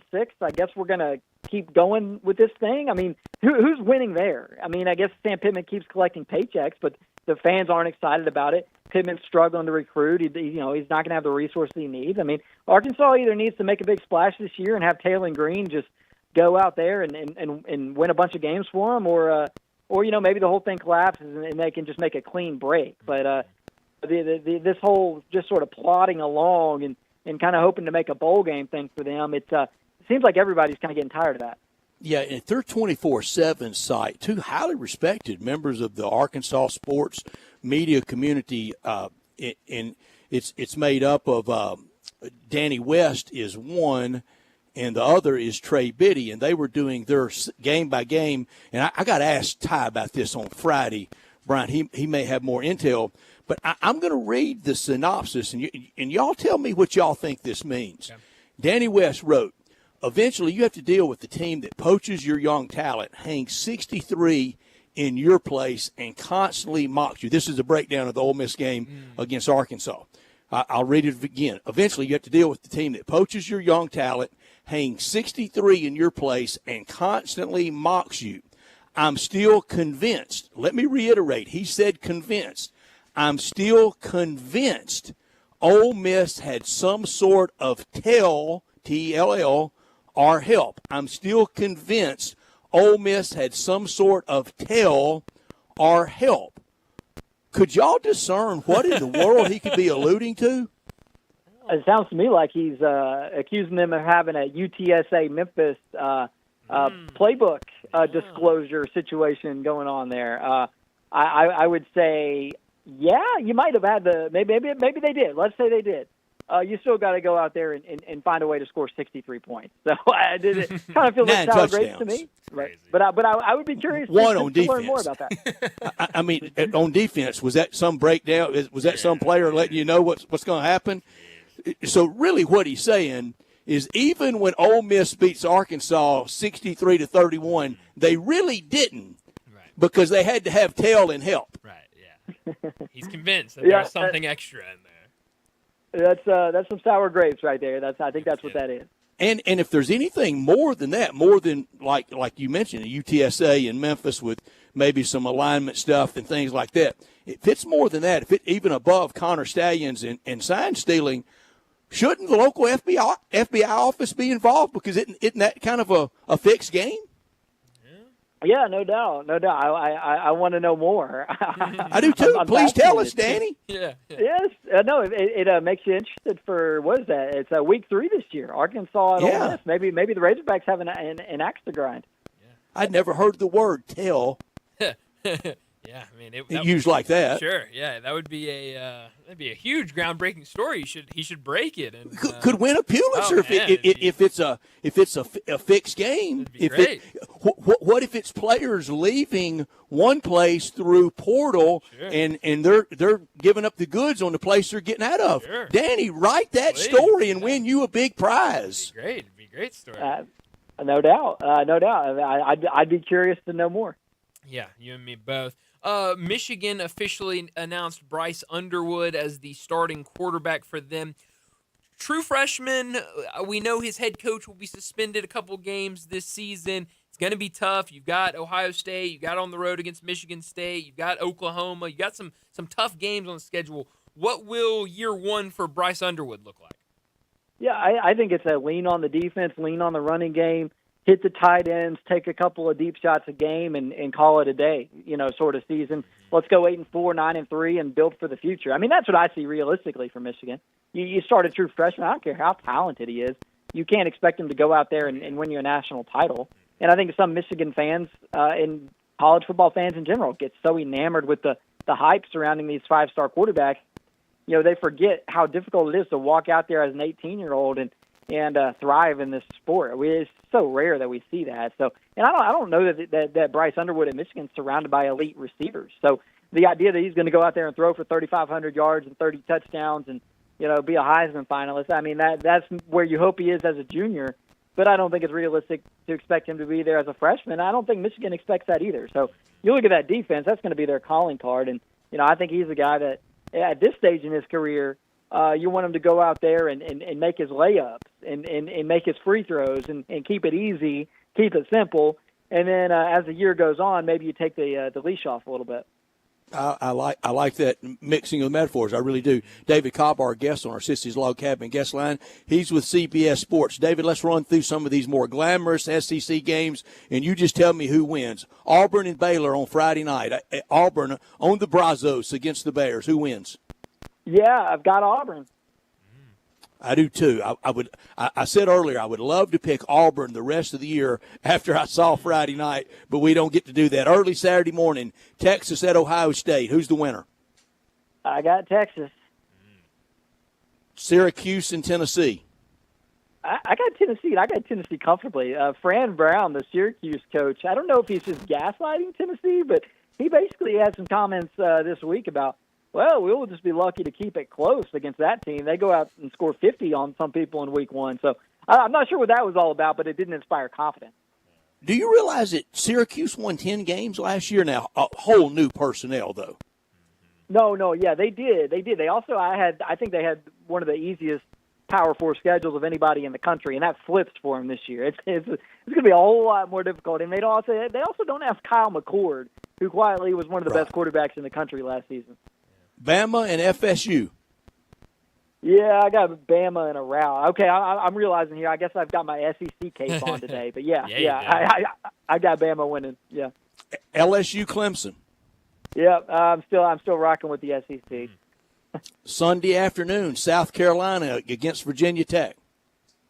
South Carolina. If you're right on all these, David, the resume coming out of week one will look gold-plated for the SEC. It will. Honestly, the one that I'm most concerned about is the one you asked me about first, which is Auburn and Baylor. I'm kind of a 50-50 on that. It's got a bit of a toss-up for me. I mean, Baylor should be one of the better teams in the Big 12. I mean, the Jackson-Arnold question marks in that Auburn offense, I mean, they're real. The receivers should be fantastic, but I just don't have a ton of confidence in Jackson-Arnold. So that one to me is like a toss-up, but I mean, I really feel like this is the year for LSU. I mean, this is classic. Like, put your foot in your mouth week one, sort of fodder right here, because we'll talk a week from now and it'll all be, we'll have a much better understanding of everything, right? But no, I mean, I think LSU, this is the year they break the streak and they finally get over the hump in week 1. I mean, that's, I just think they're a much better team, going to take a big step this year under Blake Baker, that second-year defensive coordinator, and I think that's going to take some of the pressure off of Garrett Nussmeier and make them a more well-rounded team. I know they're certainly hoping. So I do want to point this out before I get any further, because anytime we talk about Fran Brown, he doesn't shower after losses. So let's all remember that. If they do lose to Louisville, he will not be showering that night because he doesn't deserve soap after a loss. That's dedication there, Brett. I don't know. Sure is. I don't know if I can meet that. David, before we let you go, I do have to sneak in a college basketball question, because Louisville released their non-conference schedule earlier today, and I'm curious, who has the tougher 4-game stretch in December? Louisville, who plays at Arkansas, home against Indiana, home against Memphis, and at Tennessee, or Memphis, who plays home against Baylor, at Louisville, home against Vanderbilt, and at Mississippi State. Those are 2 really tough 4-game stretches. Yeah, that's a tough one. I don't know, but Louisville has taken a page out of that Penny Hardaway scheduling handbook, because they were so mad when they got an 8th seed last year. They went 18-2 in the ACC and got an 8th seed. I mean, wrap your mind around that. That's worse. That's a worse seeding than Memphis got for a. And Louisville had a better record in the ACC than But Memphis I can did tell in them the why. American. The ACC wasn't any good last year. It was not any good, and Louisville had a light non-conference schedule. So Pat Kelsey said, "You know what? I'm gonna schedule gangbusters. We'll let the chips fall where they may." And I think that stretch you mentioned might actually be tougher than the 4-game Memphis stretch. You go Arkansas, Indiana, Memphis, Tennessee. I mean, that's about as tough as you're going to get for anybody in the non-con. Yeah, that's brutal. And both those teams will see each other during their tough stretches, so it will be a lot of fun. David, as always, thanks so much for joining us. Enjoy week 1, and we'll talk all about it next Monday. All right, guys. I can't wait. Thanks, David. Thank you, David Cobb, with us on our Sissy's Log Cabin guest line from CBS Sports. He's with us every Monday. This hour brought to you every day by the great people out in Collierville at Landers Ford, the #1 Ford dealership in the Mid-South. Landers Ford is your trusted destination, a vehicle that fits any lifestyle, seamless shopping experience, from vehicle choice to financing and service, from the Ford Escape to the rugged F-150 to the adventurous Bronco. Every vehicle built Ford tough. Ford F-150, America's best-selling truck. SUVs like the Ford Escape, the Ford Edge, the Ford Explorer, Ford Expedition, Ford Broncos, and EVs and hybrids. Transparency, professionalism, and long-term support. That's some of the hallmarks at Landers Ford. Oil changes, tires rotated. Go online and schedule it when it suits you the best. It'll be done quickly to meet your schedule, and it'll be done professionally and very well. Landers Ford, very active in the community in Collierville at 2082 West Poplar Ave, or at landersford.com. If it doesn't say Landers, you paid too much. Well, we need to get to another break. When we return, we'll get back to the wins and losses. We'll stay in the American this time. USF, UTSA, and Charlotte. We'll get to those 3 teams next on Sports Time. Not only can you listen to your favorite shows on Sports 56, you can also watch video of the shows live on Twitter and YouTube. Watch and listen every day at Sports 56 WHBQ. Since 1948, in the Alley, the Rendezvous. I'm with John Burgos. John, what's going on in the Rendezvous? Brett, after 76 years, we've decided to expand our product line. Anyone who's tasted our ribs is familiar with our vinegar-based. It's now available in a 32-ounce jar. It's so good to baste or marinate all meats. I even put a little bit on turnip greens. Something we've been using at the restaurant or at our house has been the Greek seasoning. My father was a cook, but my mother was a chef. And she was the one that put Greek seasoning on everything from a Mediterranean diet or a steak. My mom used it on soup, salad, veggies, fish, any meats. It's a great seasoning and a flavor enhancer. My brother Nick figured out salt and pepper was more than just McCormick's and Morton's. He's come up with the perfect blend we use to coat our shoulders and our brisket, and he used to make it for his friends as Christmas gifts, and they loved it. All these products are available at the Rendezvous or online for shipping as gifts and in many grocery stores. And if they're not in your favorite grocery store, ask your grocer to stock it. A beloved family affair and still going strong since 1948. The Rendezvous. Hello, is Tina there? Who's this? Yeah, this is Vince from the hit reality show Wives Don't Tell. Tina applied for our show to confess that her husband won't go to the doctor to get his erectile dysfunction checked. She said she's ready for a guy that can bring the heat. All right, what the hell is going on? You know you're talking to her husband right now? Tina! Well, she wrote the application that her man's performance is questionable. She's basically married to a coffee table. She also said, we live within driving distance to Memphis Men's Clinic, but he's scared to get a blood test. Oh my, she is done. She is so done. Got you, Mike. His nephew Tommy ain't no reality show. It's a prank. Memphis Men's Clinic is the real deal, fellas. Local experts. Test results in minutes. Call 901-390-4151 or hit MemphisMen'sClinic.com before your lady books a new co-star. Memphis Men's Clinic. Making it happen. Newsflash! Family Leisure needs your help. Family Leisure has a warehouse full of inventory, and they need it cleaned out. Do your part to make room for new items, and you get great deals on almost everything. Listen up. All in-stock patio furniture, it's up to 80% off. You can get a 4-piece deep seating set for under $1,000. Chaise lounges. You buy one and you're going to need another, and that other one will be one half off. All Pollywood furniture, it's now 20 to 30% off. You buy any dining table, you're going to get an umbrella absolutely free, and they're not cheap. Now, is financing available? You better believe it. Special financing is a go. To sum it all up, Family Leisure has got to clear out its warehouse inventory, which means you're going to rack up the savings. Help Family Leisure clear out the warehouse. Family Leisure, Whitten Road at I-40, where family and fun come together to clean out the warehouse. This traffic report is brought to you by Millington Weight Loss. For more information, call 901-436-0272. Sports 56 traffic. Good afternoon. There was a truck pulling a single wide. It's an oversized load problem we got here on 55 northbound near 3rd. T-Dot's behind it. As traffic gets heavy in that area coming southbound. Midtown traffic building pretty much on schedule. 240 south at South Parkway. It's been busy out here today with several accidents. Give yourself a little bit of extra time. Weimer's Jewelry, your diamond engagement ring headquarters. Go by and see them this week. Shop local. You'll save a lot of money at Weimer's Jewelry, 7525 Highway 64. I'm Commander Chuck with your on-time traffic.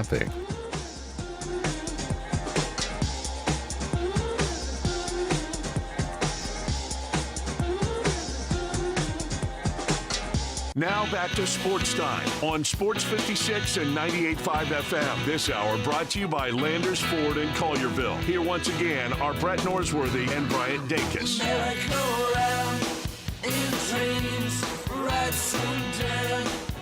All right, we're staying in the American. 3 more teams. We got to go through W's and L's for USF, UTSA, and Charlotte. Brett, we'll start with you. Where do you want to start? Y'all tell me. Let's start with USF and a little bit. Be a little more positive. Let's start with USF. I think they could surprise, and by surprise, it starts Thursday, and I'm going to go with it. USF straight up over Boise. Tiger fans need to be pulling for it. American Conference fans need to be pulling for it to help that profile. The rest of college football needs to be pulling for it because we know Boise State's the original hostage takers of college football. So go Bulls, go on Thursday, and that's at Raymond James Stadium, 4:30 on Thursday. Then they drop 2 in a row in-state against the Gators at Gainesville and against the U at Miami. Win over South Carolina State, a win over Charlotte, win on the road on a Friday night against North Texas. They beat FAU in their homecoming, lose to the Tigers on October 25th in Memphis, defeat UTSA on a Thursday night at home, lose to Navy, win at UAB, win at home against Rice. I have USF 8-4. Wow. And I could see it going as good as 9-3, wow. and sure could go down to 6-6, lose to Boise State and stub your toe, like at North Texas or something. No, I'm definitely with you. I have them at 7-5, and so I think we're very close. The only difference I have on my schedule than your schedule is I have a loss against Boise State. I think this USF team, we've heard the hype, we've heard the excitement. about USF, about Alex Golish as the head coach, and we just haven't really seen it. And so I need them to prove it before I pick them over the team that was the Group of 5 representative last year. And I mean, you look at this non-conference slate. Brutal for USF. You get a Boise State team that's ranked preseason. Then you got back-to-back games against Florida and Miami. You do get South Carolina State. That could be 3 playoff teams. Oh, it absolutely could be. So it's a really tough schedule for them. So I have them starting 0-3, have a win against South Carolina State, then 3 straight wins, Charlotte, North Texas, FAU, a loss against Memphis, then a win over UTSA, loss at Navy, and then back-to-back wins to end the season at UAB and against Rice. So 7-5 on the season, 6-2 in conference. Pretty good year for USF if that's how it turns out. Certainly a really good year if they go 8 wins like you predict, Brett. Landon? Brett, you and I have the exact same schedule. I have them. I have them beating Boise State, losing 2 in a row, beating South Carolina State, winning against Charlotte, North Texas, FAU, losing to Memphis, beating UTSA, losing to Navy, and then closing out with 2 wins against UAB and Rice, going 8-4, 6-2. And I've called in a couple places and did it on these airwaves this morning. And thanks again to Greg and Eli for having me join them at 8:00 this morning. Neither of these teams are winning the national championship, so it's not exactly the profile that I'm trying to make a case for. But last year, everybody thought it with Seth Hennigan in Memphis and with Jackson Dart in Ole Miss, and they're both proven to be pretty good. Oh, yeah. I watched every throw Seth made Saturday night. Bryant, man, he knew where that ball was going every time out. His line play was atrocious, and his receivers might even been worse than atrocious. But he had the ball going to the right spot every single time. Good. So in the year after, everybody was expecting it. Everybody kind of saying it's now or never. This is the year, last dance, whatever you wanted to call it. Well, I can remember a time at Tennessee with Peyton Manning in his senior year, last dance, now or never. If we're ever going to win the national championship, it's this year. They didn't. They did it the next year with T. Martin. Neither Memphis or Ole Miss winning the national championship, but I do have them both in the college football playoff, and kind of in the year after when nobody's really expecting it, they both get in there. I like that idea, and I think both are built very well, and I think but I don't think have those expectations like you said, like they were last year. So maybe you can go out and let it be that year after, and let it be this year. I think that'd be great for both those teams. Where do we want to go next? UTSA. UTSA, they open at Kyle Field at Texas A&M Saturday, and A&M has sold 40,000 student tickets. 40,000. Gigantic. Cow. Yeah, that gigantic campus, and they do love them. And I like Mike Elko, but UTSA, they lose in that one. They win against Texas State. They win against Incarnate Word that got beat Saturday at Nicholls State. I was surprised by that game. I was very surprised, and they did not look great out there. Nicholls, their defense looked really good in that game. Nicholls State guys look like a lot of those guys could be in the portal next year. Sure did. I was impressed with what I saw from them. I have UTSA winning at Colorado State. Colorado State off a bye in that game. Temple, and then a bye for UTSA with Temple off of a bye as well. But they win at Temple. They defeat Rice, lose at North Texas, lose to Tulane, lose at USF, defeat Charlotte, the team we're getting ready to do next. Lose to East Carolina at home and lose to Army to finish 6 up, 6 down for UTSA. And remember, when Jeff Traylor, it felt like he was gonna parlay that job into something bigger, and now he could be getting in trouble. Yeah, no, that's a really good point, and we'll see. I feel like this is a big year. Had a lot of guys that were really good. All those guys have left, and we'll see what they can do this year. I also have them 6-6 on the season. I have wins over Incarnate Word and Colorado State. 3 straight wins against Temple, Rice, and North Texas. Back-to-back losses against Tulane and USF, a win at Charlotte, and then back-to-back losses to end the season against ECU and Army. So also 6-6 on the year, 4-4 in conference play, and just kind of an okay season for UTSA. Landon? Well, I'm a little bit more optimistic than you guys about UTSA. I have them losing to Texas A&M and then going on a 2-game win streak against Texas State in Incarnate Word. I have them losing to Colorado State, and I have them beating Temple, Rice, North Texas, losing to Tulane, losing to USF, and then closing out with a win at Charlotte, win over Eastern Carolina, and a surprising upset win at the end of the season over Army. All right. That would be a shocker, and he may need it. Now for Charlotte, I'll do it quick. 2-10. They're really bad in one of the 2 wins against Temple. Tickets available for Charlotte hosting Temple at homecoming. I might could go and escort the homecoming queen. Hey, the tickets are so available with that one. Their other win against Monmouth, everything else losses, and the schedule is rough. They closed the year at Georgia and at Tulane. Yeah, that's brutal. They begin the year at against App State, North Carolina. That's not easy. Yeah, I was about to say, it starts really tough and it ends really tough. And you could really extend that because I think East Carolina is going to be a lot better this year. I think UTSA is certainly better than Charlotte. So you look at the way that season ends for them. Their last 4 games, they got an off week, and then at ECU, home against UTSA, at Georgia, at Tulane. 3 of your last 4 being on the road. You're not going to be favored in any of those games. Really tough way to end it. Certainly tough at the beginning against App State and North Carolina. I'm right there with you, Brett. 2-10 on the season. Win against Monmouth. Win against Temple. Going to be a rough season for Charlotte. The Tim Albin era begins. Tim Albin. Tell me everything you got on him. You know? I got nothing. I think he was at Ohio last year, if I'm not Was mistaken. But that's about all I got. Well, Played college. I'm looking now at Northwest Oklahoma State. All right. Boy, that sounds real hot and real cold. Yeah, everything. You're getting everything. That's a name right there. But good luck to him. I don't think he's going to be very good this year. Yeah, I have absolutely no variation in mine either. Wow. 2-10, those 2 wins. That was easy. Yeah.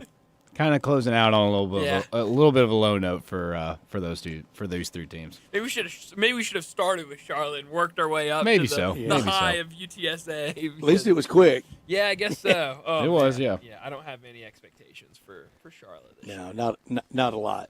Again, the bottom of this league. I also retire my my Charlotte fandom. I had a Charlotte fandom the last 2 years. They get rid of my guy, and I'm done with them. Who's your strange team you're pulling for this year? FBS or FCS? Either, both. Well, let's go P. Austin P. I got to root on. Well, it's Governors. in-state. That is in state. That is true. I gotta watch these teams play, Brett. Give me 1 week, and I will next Tuesday. I'll tell you my weird teams this year because I'll have them. I don't know if I have them right now. I swear, I test. I thought Nicholls State had players. Man, Nicholls they were fun. They were good. I mean, they were really surprising to me. And the game in Dublin, because of the field, I couldn't tell if either one of them had speed because of the field. No, yeah, the field was awful. I mean, and the field was awful before the game even started. I mean, I had people texting me like, what in the world is this field they're playing on? And I was like, well, it's raining. It's kind of terrible conditions. But I didn't think either were very physical either, and you would think that would show in that kind of setting, in that kind of field setting. My question and it was a question I had going into the game, and then it's certainly a question I have after the game. Are you sold on Avery Johnson? Certainly not sold on his family, but are you sold on Avery Johnson as a player?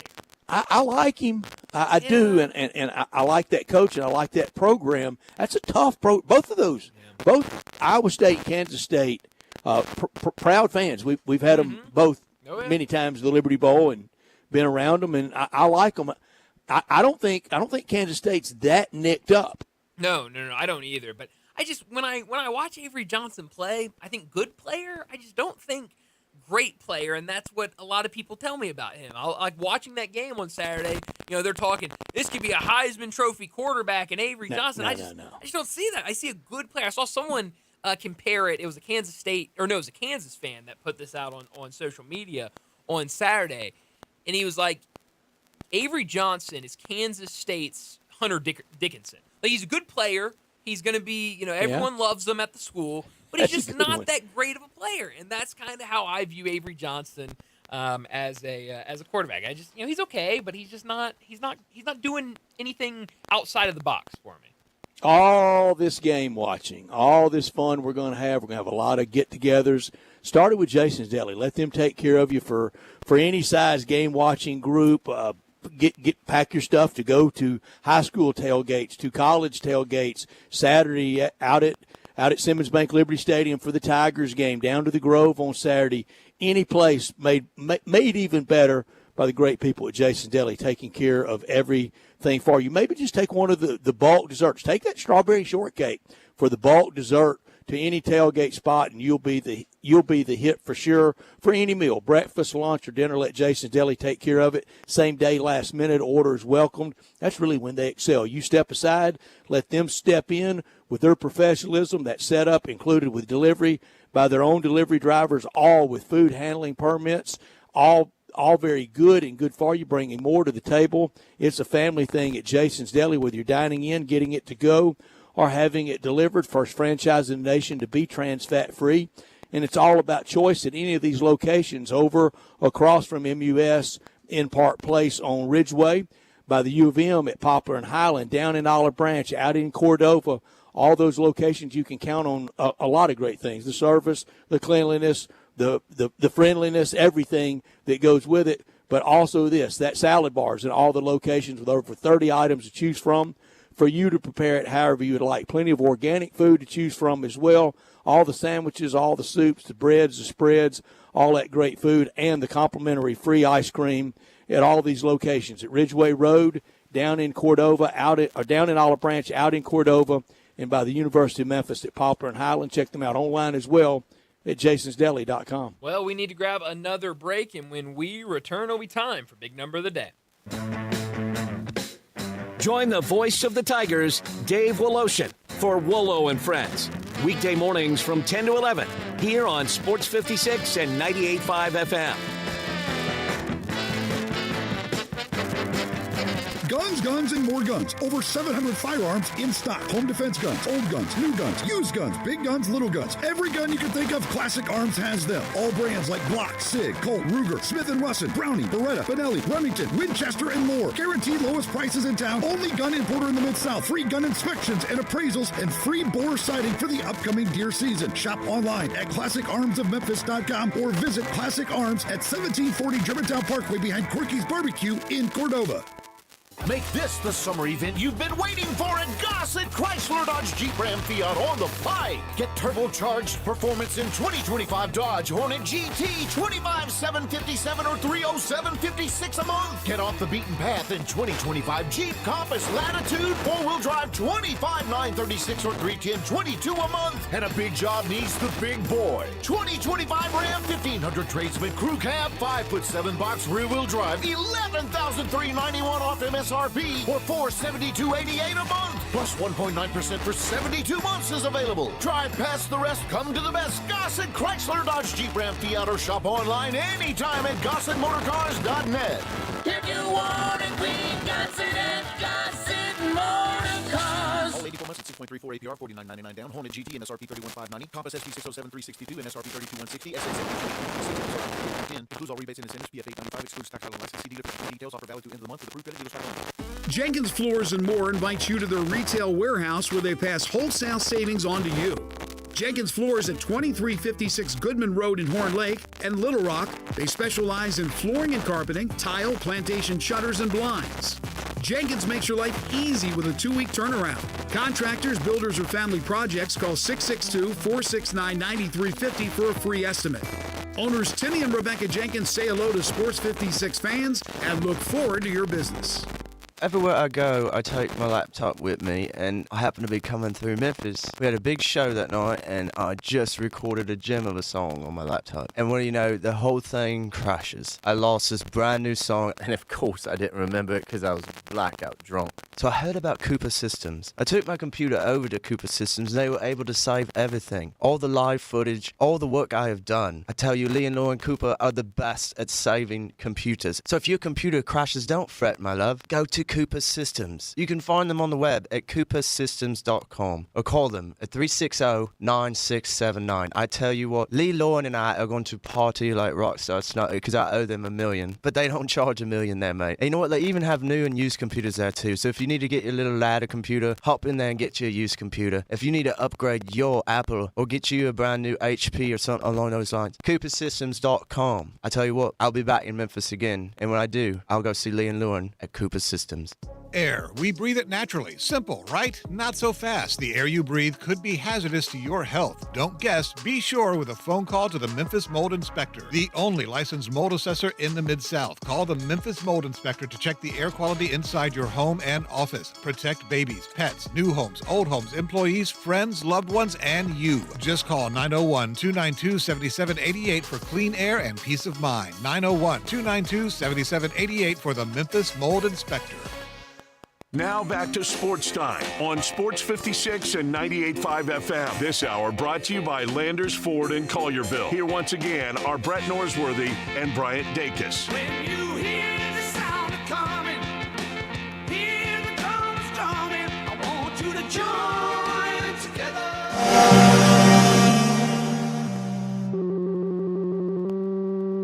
Big Daddy. Hello, Big Brand. It's a guy, he wants to be big, then he gets big, he doesn't want to be big anymore, then he gets small, but the suit's too big. Big Daddy. The big boy. You're a big guy. I think she's trying to pull a fast one on Big Daddy. The big number of the day. All right, Brett. Well, my big number today is the number 49. I was hoping that this week, I said last week I was going to do it. I didn't end up doing it last week, so I was going to do it this week and have every single day my big number be college football related and try to get something from a different game note every day, like one of those weird stats that you see in the game note. Unfortunately, I'm not doing that today. Maybe I will pick it up tomorrow. It was a good resolution. Well, it is because this big number popped up yesterday, and I could not do a big number without highlighting this as my big number. It is the number 49, and that is because yesterday Cal Raleigh, yes, the big dumper, hit 2 home runs to tie and break the single-season home run record for a primary catcher in Major League Baseball history. The previous record was 48 home runs. It was set by Salvador Perez in 2021. Raleigh sets the record with 31 games left in the regular season. He's currently on pace for 61 home runs. That would put him one shy of Aaron Judge's AL record. And for the team itself, the Mariners, they hold on to that final wild card spot in the AL, but they've been struggling over the last 10 games and or 2 games back of the AL West leading Astros. They start a 3-game series tonight against the Padres. We'll see if the big dumper has any more home runs in him this week against the Padres, because it feels like Mariners are going to need them. Yeah, and this is the time of year they always start leaking oil. Yeah, it really is. I want them to make the playoffs. I would love the battle for Bud Selig's soul, a Seattle-Milwaukee World Series. That would be a lot of fun. Networks would not like they'd it. hate it, but I'd love it. Bud Selig wouldn't like it, and he's not even with us anymore. Right, but I'd love it. I would too. My big number is 64. We got these grids in front of us. Everybody's got the helmet grids in front of them. Yes. Every SEC team, 16 teams, playing 8 league games for the last time this year. That means somewhere on your grid you have to have 64 wins and 64 SEC losses. Right. It's got to be divvied up somehow. That's the easy part, knowing there's got to be 64 out there. Nobody in the non-division world wants to finish in double digits. And you sure don't want to finish in the teens, 13, 14, 15, or 16. When we were in a division, you could take some comfort. You could get under that warm SEC West blanket and say, well, we were SEC West 4. That's not so bad. And for a lot of those years, just the SEC West may have been the toughest conference in all of college football. But you could live with telling your friends, hey, we were T4 in the SEC West. Nobody's going to a friend and going, yeah, we're 12th. Yay, we're 14th. Nobody. But somebody's going to have to, because there's going to end up being 64 wins and 64 losses divvied up. Gary Danielson used to have a really good sermonette about it just when it was 12 teams. He would talk about you've got to find this many losses and this many wins on all these grids we all hold in front of us, especially this week. Yeah, and we're going to see how it all falls out. But, man, it feels like every year now the SEC, it's going to be really hard to figure out who is that team, who are those couple teams that jump out there and get in the playoff, who are right outside, who has that disappointing season, because it's a lot of really good teams in here. And you're right. I mean, the separation between 5th and 12th, I mean, that could be a couple games. And, yeah. I mean, Brian, I have 6 9-3 teams. Yeah, it really does add up, I promise. Yeah, but I mean that's how good this and how competitive this conference is going to be, and how it is every year. That I mean, it really could just come down to a game or two, and you're looking up, and you're in the teens, or you're 4th or 5th in the conference. So it's a zero-sum game for the SEC, isn't it? This year, yeah. It's win it all, absolutely, or maybe clam up in an off season like the SEC's never had to eat humble pie if it's 3 straight, like I think. Yeah, I mean, I think you're talking about a lot of uncomfortable people, especially if the Big Ten wins another one and makes it 3 straight in a row, and the SEC isn't there. And I mean, even and we talked about it when we did our final college football playoff, but I think all 3 of us have the national championship game being Penn State and Clemson. If the national championship game doesn't have an SEC team in it, and you're talking about Big Ten winning it for a 3rd straight season, yeah, it's going to be a lot of uncomfortable conversations about the SEC. Brian, there's no way all 3 of us can be wrong, is it? Well, yeah, no, we are group lock. I mean, our group locks have such a great history on this show. Yes, they do. We will have some group locks Friday at 5:30 when we do First National Bank Friday football forecast. We'll have all our picks. And I've heard forever, what is it in dog years? Is that 6.5, 7 years? I think it's 7. I've always gone off 7 years. Well, I know this. If it's 3 straight for the SEC, it's going to be in Cubs years. It's going to feel like 108 years for the SEC if they don't win it. No doubt. No doubt about it. I mean, if it's another year, it's going to feel like forever ago. I mean, it already kind of feels like forever ago that you had an SEC. And I'm going to call my shot while everybody's out there mostly 0-0, all the SEC 0-0. No cuddly, well, we got beat in the finals. This is the SEC. This is where it just means more comes from. It doesn't mean, well, it means a little to come in second. Yeah. No. None of that. And Greg and Eli asked me this morning what I would say, how I would describe it. And same word I used last year for Ole Miss, not in the playoffs. Same one I'll use this year for Ole Miss, not in the playoffs. Same one I'll use if the SEC doesn't win it all. It's a failure. Yeah.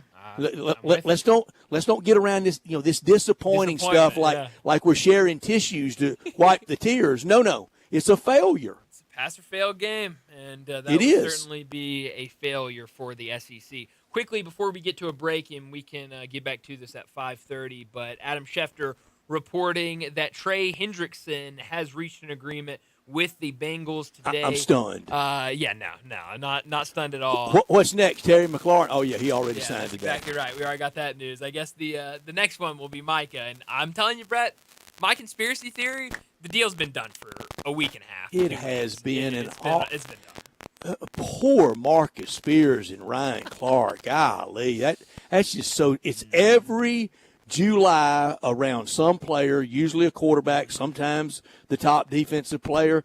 And now I heard our Saturday morning crew, led by Chief Imbecile Plaxico Burress on Fox Radio, talking about even if he signs, it'll never be the same. Yet will be. It's called being a professional. And Plaxico, not everybody brilliant enough to pull this off. Shoot yourself and get 20 months. Yeah, well, you know what, Brett? That's a great point. But no, I think if you've been seeing what's been going on with Jerry Jones and some of the interviews he's doing, I think all of it's done. But Trey Hendrickson, it is official. He will get a $14 million raise for this season, boosting his 2025 salary to $30 million per sources. Now, Hendrickson is still set to become an unrestricted free agent after this season, but a little bit of resolution for Trey Hendrickson. Well, we need to get to another break, and when we return, more wins and losses, but we're done with the American for the day. We're heading over to the SEC. Vanderbilt, South Carolina, Kentucky, and Missouri. We'll tackle those 4 teams. We'll do it next on Sports Time.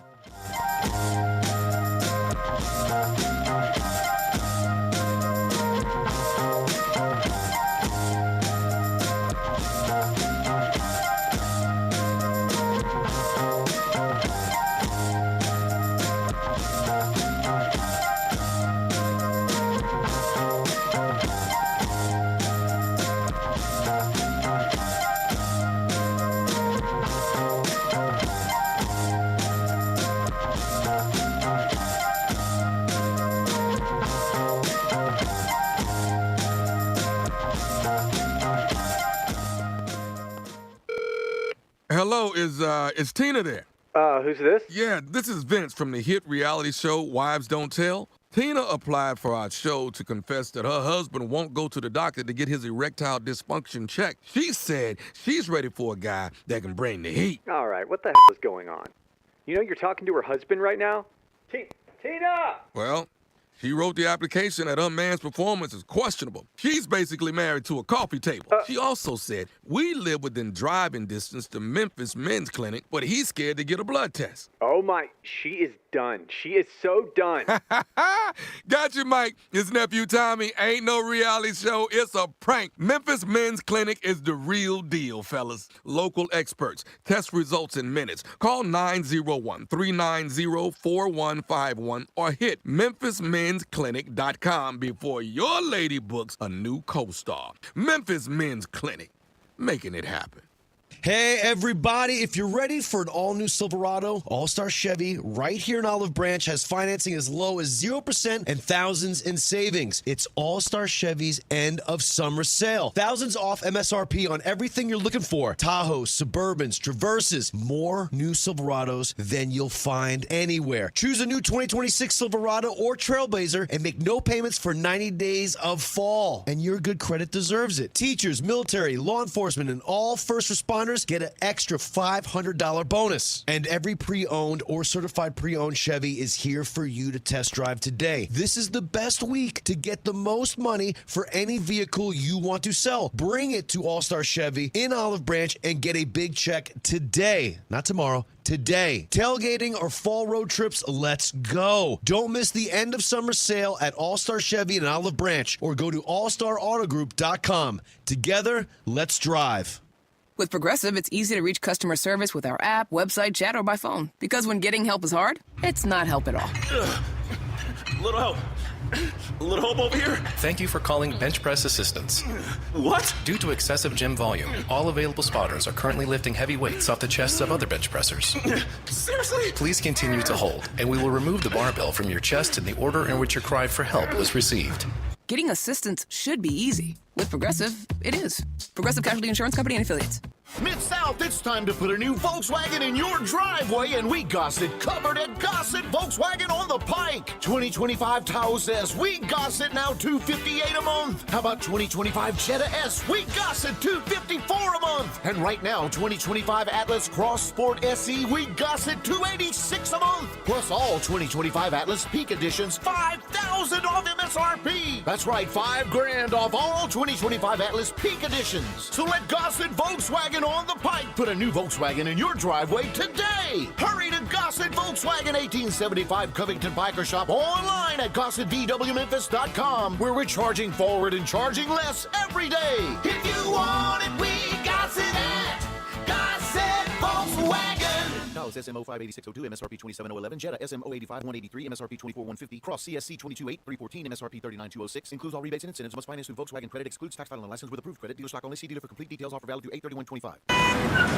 Sports 56 traffic. Good afternoon. It's building even more so now on all the major outbound routes. You name it, we've seen it out here this afternoon. Midtown traffic's gotten a little bit heavier, especially on I-40 here in Chelsea as it builds I-40 over around Warford and Hollywood.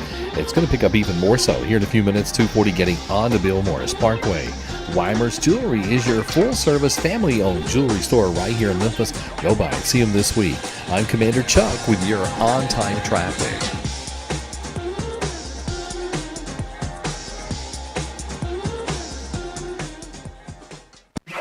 We are Sports 56, WHBQ Memphis, and W253DF Memphis with John Harden, weekdays from 11 to 1. Now, back to Sports Time on Sports 56 and 98.5 FM. This hour brought to you by Jaguar Land Rover Bluff City. Here once again are Brett Norsworthy and Bryant Dacus. Welcome back in Sports Time. Bryant and Brett with you as we start our third and final hour on this Monday afternoon. We got to get to more wins and losses, but we're hopping over to the SEC. 4 teams we have to go through: Vanderbilt, South Carolina, Kentucky, and Missouri. Brett, where do you want to start? Let's let Landon lead off, Landon. All right, Landon, where do you want to start? Dig in that batter's box. Yeah. We are going to start with Kentucky because they are the worst record I have out of these teams. I like the idea. Yeah, I have them. Work our way up. Yeah, I have them going 2-10 this year. And 0-8 in conference play. Their wins coming against Eastern Michigan and later at Tennessee Tech. I do not think that they win that Toledo game. I think Toledo is going to do really, really good this year. Actually, in my correction of my college football playoff bracket, I think I have them jokingly in that 12 spot. An amended bracket, huh? Amended bracket. I love well, that. because I did it wrong as I learned. But yeah, I do not think Kentucky's going to be doing very good this year. Oh, yeah. We messed didn't- it all up. We didn't know what we were doing I mean, last you know. year. But I don't think anybody knew what they were doing last year with that bracket. Including the committee. Including the That's committee. right. Yep, that's exactly what I was about to say. That's Yeah. So yeah, they're only 2 wins against Eastern Michigan and Tennessee Tech, going 2-10 and not winning a single conference game, going 0-8. Every place in college sports trying to save a plug nickel. I mean, you got ADs now at home at night shining pennies. They want to bring the penny back. The penny's not dead around athletic departments in the SEC. If the SEC is that broke and that miserly and that having to be that frugal, can you imagine some of the other athletics departments out there? I can remember a time during COVID that Greg Sankey, I think it was around $8 million to each place, each school, of don't fire anybody and quit acting broke. Wow. Where'd all that money go? And Yeah. we hear of firings. Holy cow, that's crazy. But you're right. Everyone loves all the money when they can get it, and it's certainly going to be the case with Kentucky this year. And Kentucky, with Mitch Barnhart maybe having to write that big, and it's huge, goodbye check to Mark Stoops, their winningest coach ever, who a few years ago almost left for Texas A&M. I think that's when he really started to kind of spoil the water a little bit with his adoration and fandom, is when he almost took Texas A&M. Well, he did for a few hours, and then A&M kind of went back on the deal. But to fire him, you got to hire a new staff. None of that's cheap. No, not at all. And a couple years ago, who would have ever thought this is how it could end at Kentucky? I mean, rolling, moving in the right direction. It felt like good point, Brian. Football is back at Kentucky. There was a time in Kentucky, and every place in SEC, that if Stoops had just finished it off halfway decently, they kick him into a cushy, associate athletic director in charge of the 4-man scramble, and pay him pretty good the rest of his natural days. Unfortunately, I think it's going to end the opposite direction. All that said, 3-9 for Kentucky. The only thing I disagree with Landon on is Toledo. But what if they really look good against Toledo? Was at Calzada, last seen at A&M defeating Alabama in 2021 in Jimbo Fisher's only good win at Texas A&M. What if they got some momentum out of that and beat Ole Miss 2 years in a row? They did it last year as a 16-point dog on the road. That would change his fortunes, but I don't think it happens. Only wins Toledo, and not so sure about that, Eastern Michigan and Tennessee Tech. Yeah, I'm glad you're a little more optimistic, because I have the exact same record as Landon. 2-10 overall, 0-8 in conference, only wins Eastern Michigan and Tennessee Tech. I as well have the loss against Toledo. I mean, you look at the schedule, it is tough, and we can say that about every. I fully understand you can say that about every single schedule in the SEC, but you look at the schedule for Kentucky, you've got the first 3 weeks. You got Ole Miss in there after week 1, but then you have to go at South Carolina, at Georgia. You get another off week. You come back, and it's Texas, Tennessee on the road against Auburn, Florida. Then you get your cupcake in Tennessee Tech, and then you have to finish the season with 2 road games. I mean, that's not an easy schedule for Kentucky. No. I think they really struggle. 2-10 overall for them. And David made the great point. We've got a very up Louisville right now. Yeah. Governor's Cup last game of the year. That used to be the opening game. They moved it for rivalry weekend to the end. And I said it to David. I hope I do get to see David in Lexington. If people stereotype or associate with predominantly basketball school, sparse facilities, no way. The Kentucky facilities are second to none in the league.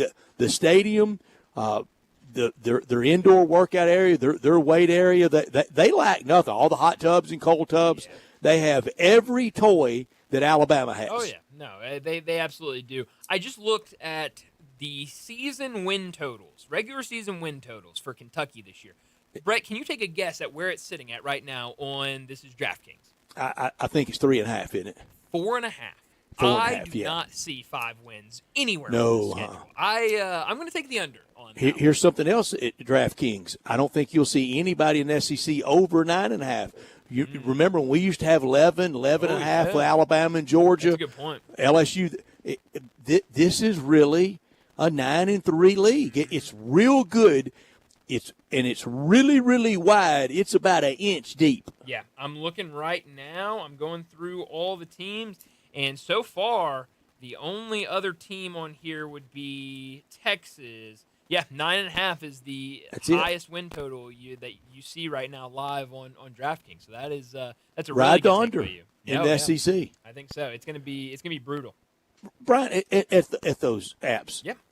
Are there maximum bets on stuff like season over and unders? In terms of like money? Yeah. I'm sure there is. Let's see. Brett, does not look like there is. It looks like you can put and I don't want to push it to Mr. FanDuel certainly not. Or they have to call me. I sure wouldn't. But I think Kentucky under is one of the. I was about to say I'm playing that right now. I think under 4.5. I do not see. Play at max and see if you get any kickback from them. Yeah, I don't know if I'm going to play at max because the number I just put in there, I don't even know how to say that number, so I'm gonna. Oh really? Is that big? I probably could say it. All I did was I put 1000 until it maxed out, and it maxed out because there was no more space to put any more numbers, and it did say that was too much money. So my guess is you can bet as much money on a season total as you want. All right, Landon, start us with Vanderbilt. Last year, I think the story of college football in September last year and into October when they upset Alabama. Landon? Absolutely. Well, I don't think that happens again this year. I don't either. I think they go 4-8, 1-7 in conference play. Their wins coming against Charleston Southern, Georgia State. I believe they're going to beat Utah State and Kentucky later in the year. Outside of that, I don't see them winning a game and only winning their one conference game against Kentucky. 3 words: copy and paste. Exactly it. Gosh, there you fellas. Just like Landon, 1-7, 4-8, same wins, same losses. Not the magic. I think the sport not has caught up to, but they're not going to be surprised by Diego Pavia anymore. I think they will game plan for him. When did Georgia State join the SEC? Welcome. Yeah. They're an honorary member. I guess so. Man, they're all over the place. They have like 2 teams. They play twice a weekend, don't they? It feels like it. I mean, they are. They have an A side and a B side. And there's another team that's on like 3 or 4 scheures as well. And I don't. It sure is. What was the other one? I thought they popped up a lot. UConn plays a lot of American football. That is true. They sure Once a proud do. member. Yeah. You could say. Who was the other one? Was it Virginia? Yeah, Virginia Tech's on a couple. Yeah, they're in there quite a bit. They're in there a couple times. So yeah, it's interesting. The outside teams. I'm higher on Vanderbilt, but I proudly anchored down. I thought this was a show that anchors down, but I guess I was lied. Which does when they win. That's right. That's exactly right. We'll be pleasantly surprised. Yeah. Ride them when they're hot, I guess. I have them 6-6. I have them going to back-to-back bowl games. I have them starting the season with a win, back-to-back losses at Virginia Tech and at South Carolina. Then back-to-back wins against Georgia State and Utah State. a loss at Alabama, a loss against LSU, but then they beat Missouri. They lose at Texas. Then Diego Pavia has not lost to Hugh Freeze. It's not going to start this year. They beat Auburn. They beat Kentucky, and then they lose in the final game of the season at Tennessee. So 6-6, 3-5 in conference for Vanderbilt. Well, if they're that could be the Liberty Bowl SEC team. Could be. Oh, I would love it if Vanderbilt. That was would here be for pretty the good. Liberty Bowl. I'd absolutely be there for that game. I'm going to stun you with my Liberty Bowl team. Okay. And I hope they bring the weather with them. It could be the warmest Liberty Bowl ever if I'm right when we get to it. All right, Landon, fire away on South Carolina or Mizzou, whichever one you want to do. Let's head over to Missouri. I have Missouri The Battle of going- the Columbias. Absolutely. I have them going 6-6 this year, 2-6 in conference play. I have them beating their opener, going on to beat Kansas, going on to beat Louisiana, losing to South Carolina, beating UMass, then going down a little bit, losing to Alabama and Auburn, beating Vanderbilt, losing to Texas A&M, beating Mississippi State, and then losing the rest of the year at Oklahoma, and kind of a surprising win or surprising loss at Arkansas. Yeah, and a very rare loss. I was at that game 2 years ago, and Missouri is still scoring. And in fact, guys, I hate to have to do this, but I have to break big breaking news. I'm seeing now Auburn has just claimed another national championship. Oh, wow. So we can proceed with another with Auburn claiming another national championship. Mizzou for you, Brian. Yeah, well, I would also like to take this moment to say that I've claimed the golf championship in honor of just joining the club with Auburn. I claimed John is a PGA professional. Very good. That's very true. I'm a rank amateur. Yes. So I came in second. So I'm claiming the amateur portion. the amateur You're claiming championship. the entire title, That's right. and Landon naturally Rookie of the Year. Rookie of the year, of course. No one can do it better as a You rookie. had a lot of competition. I'm hanging the same banner John's hanging. Good. I think just like Auburn does, just like you do. Make sure we're ready on Wednesday to hang those banners when John. I will remind people, and I know everybody likes to poke at one or two of those Alabama national championships through the years. I would like to remind you, by the media of the day, whether it was the Football Writers Association, whether it was the Grantland Rice National Championship, AP, UPI, whatever it was, all those that Alabama's laying claim to, somebody else made that claim for them, and they naturally took it. One night I was at AutoZone Park with a half-baked sports writer, and he was there. He hates Alabama. He claims to be a Tennessee fan. He's so woke now, I don't know if he likes football anymore. but he used to claim to like Tennessee. And I asked him, I said, you're a sports writer. And I said, if the University of Tennessee Journalism Department named you Tennessee Sports Writer of the Year, would you put that on a resume? He said, heck yeah, in a second. I said, if AP, let's say I was a sports writer and AP named me, I would too. So you would make the claim. Several could make the claim because an entity of some regard named you that. Exactly right. Every one of those for Alabama was named. For Central Florida and a lot of these for Auburn, it was out of the thin blue sky. Well, my favorite was the 2004, where there shouldn't even be an argument about who made the national championship game. Pete Carroll and USC would have beat them 20. Oh, and then I was reading a story about Auburn claiming these national championships, and it was like because of how bad the BCS was, they were not offered a spot to play for the championship game. They should claim it because of that. And I was like, that's an insane argument. It really for is. Hanging a banner. But hey, good for them. They're gonna put it in their stadium, and they're gonna claim all of those national championships, just like Central Florida. And just like Central Florida, nobody else outside of Auburn is gonna recognize those national championships. You know, what if that took to the rest of sport, and somebody, what if Georgetown said, if it hadn't have been for that Fred Brown bad turnover late, we would have beat Michael Jordan, North Carolina.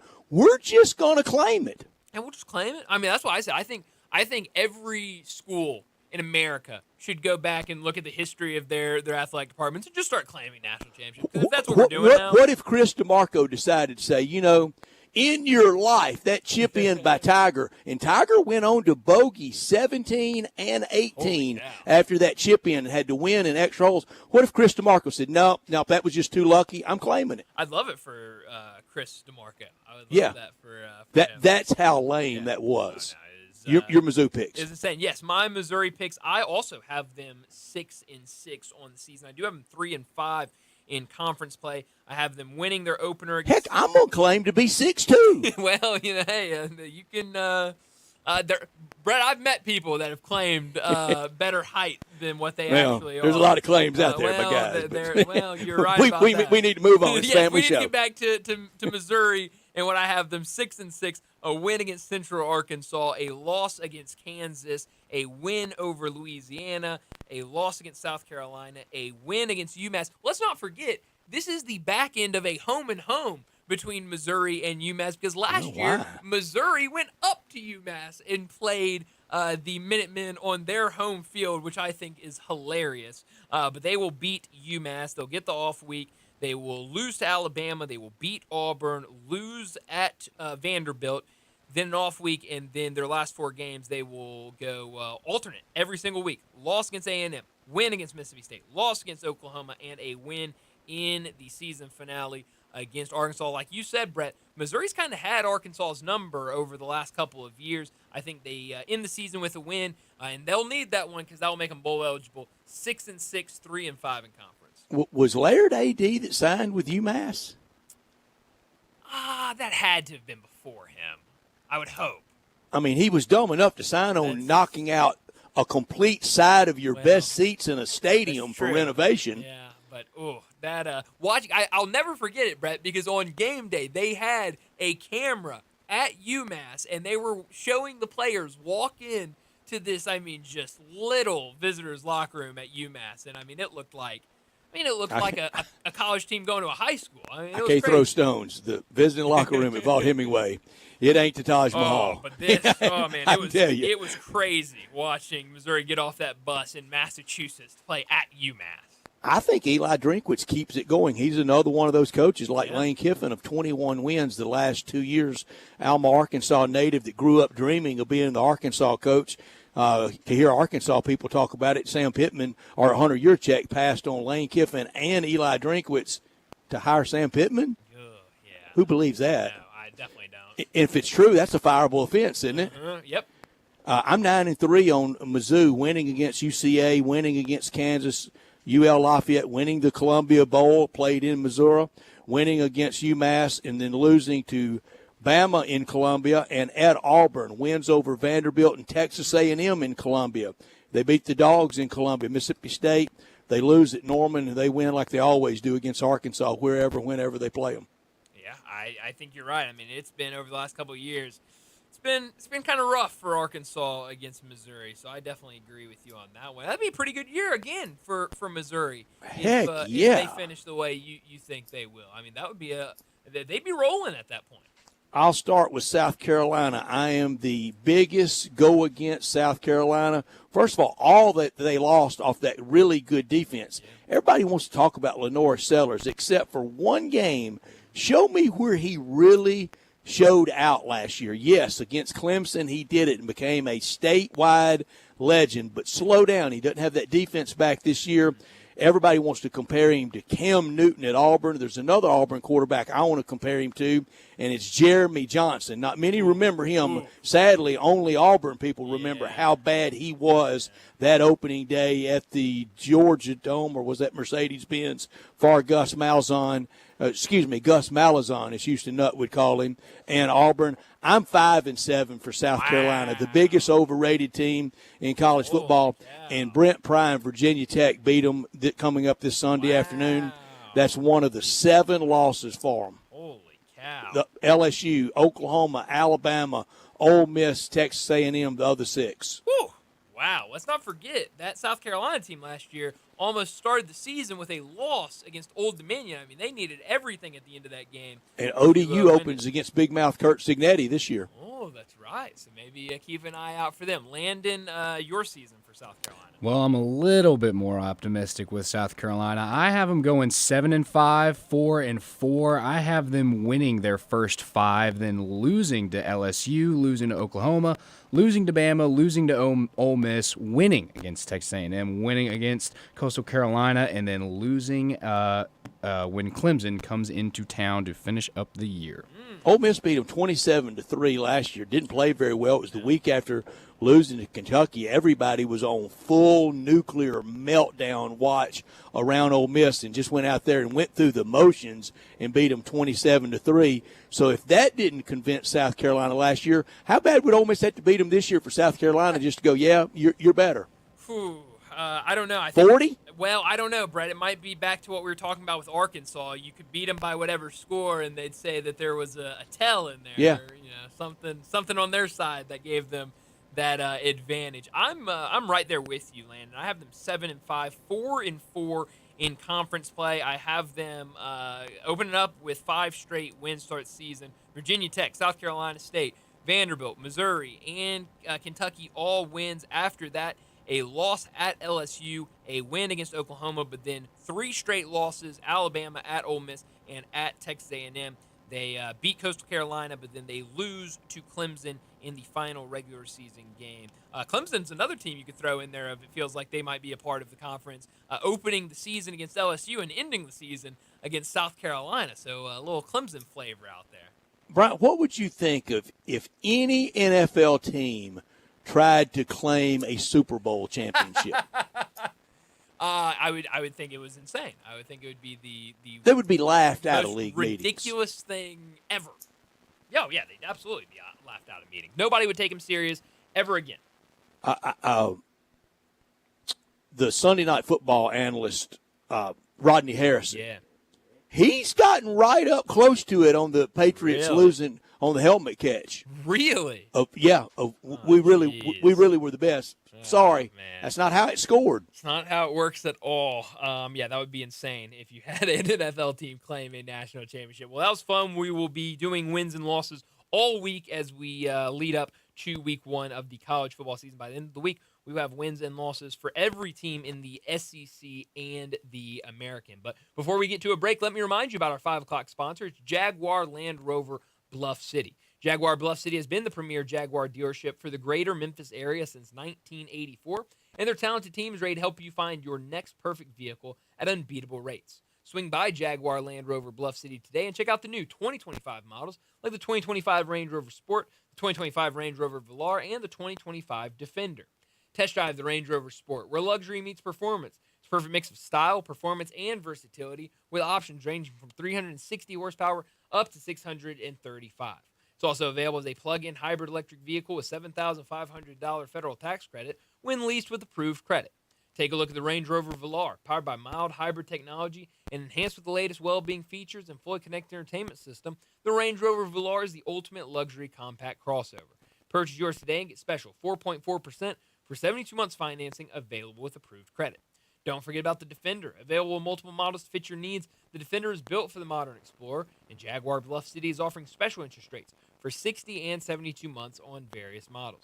Give them a call, 877-259-6169, or go online, jaguarbluffcity.com. But head out there, test drive these vehicles. 6335 Wheel Cove, just off of Quince, for Bluff City Jaguar. Well, we need to get to another break, and when we return, we'll talk about what's trending. Broadcasting from the Family Leisure Studio, we are Sports 56 and 98.5 FM. Newsflash. Family Leisure needs your help. Family Leisure has a warehouse full of inventory, and they need it cleaned out. Do your part to make room for new items, and you get great deals on almost everything. Listen up. All in-stock patio furniture, it's up to 80% off. You can get a 4-piece deep seating set for under $1,000. Chaise lounges. You buy one and you're going to need another, and that other one will be one half off. All Pollywood furniture, it's now 20 to 30% off. You buy any dining table, you're going to get an umbrella absolutely free, and they're not cheap. Now, is financing available? You better believe it. Special financing is a go. To sum it all up, Family Leisure has got to clear out its warehouse inventory, which means you're going to rack up the savings. Help Family Leisure clear out the warehouse. Family Leisure, Whitten Road at I-40, where family and fun come together to clean out the warehouse. Hi, this is Troy Fiveash, owner of Fiveash Roof Services. Do you know what Penny Hardaway and I have in common? We should both be in that building celebrating the best basketball players of all time. Of course, I'll have to buy a ticket to get in, but he should already be there. But seriously, we both surround ourselves with the best people we can find. We work hard to achieve our goals, and we are both among the best in our respective fields. At Fiveash, we can't win titles or get national awards, but what we can and do strive to do is give 100% of ourselves to give you the best product possible and one you can be proud of. So if you need a roof, siding, or gutters, give us a call at 901-367-0050, and we will do everything we can to provide you the best of everything. Fiveash Roofing. Fair, honest, and ethical. 367-0050 or memphisroofer.com. 367-0050 or memphisroofer.com. Fiveash Roofing, it's what we do. We're here for you.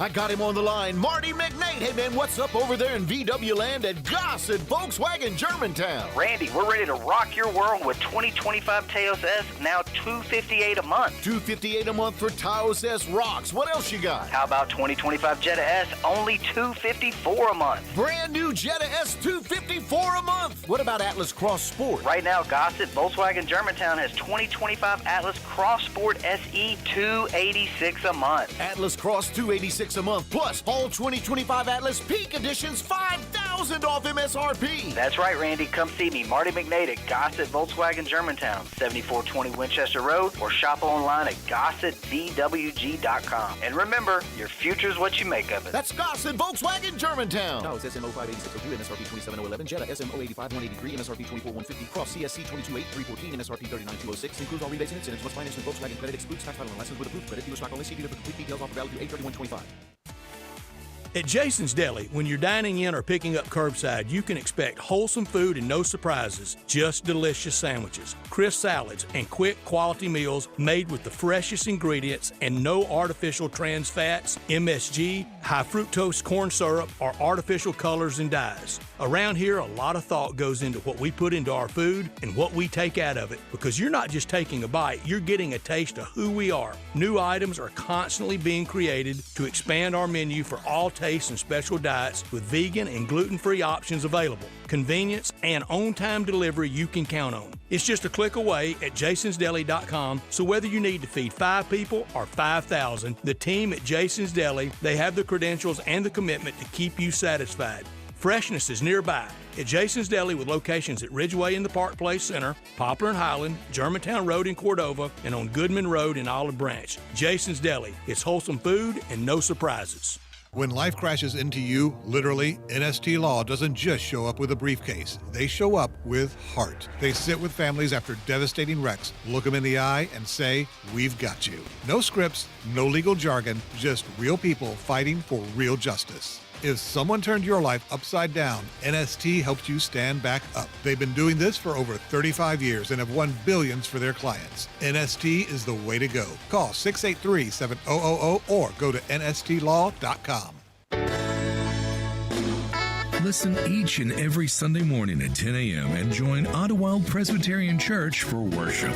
Ottawild is a PCUSA church located in Midtown Memphis. Sports 56 traffic. Good afternoon. Still a bit of traffic trying to get out of Midtown in a couple of spots like I-40 at Chelsea. Starting to load up a little bit more over here coming past Airways on 240 East, working your way out to 385, getting on to Biltmore's Parkway going outbound. You'll find yourself a little bit of a crowd out in that area right now, all the way out into Collierville. If you'd like to have a much greener and weed-free lawn this coming fall, call Brandon Holly at Lawn Solutions. That number here in Memphis, it's 867-5626. I'm Commander Chuck with your on-time traffic.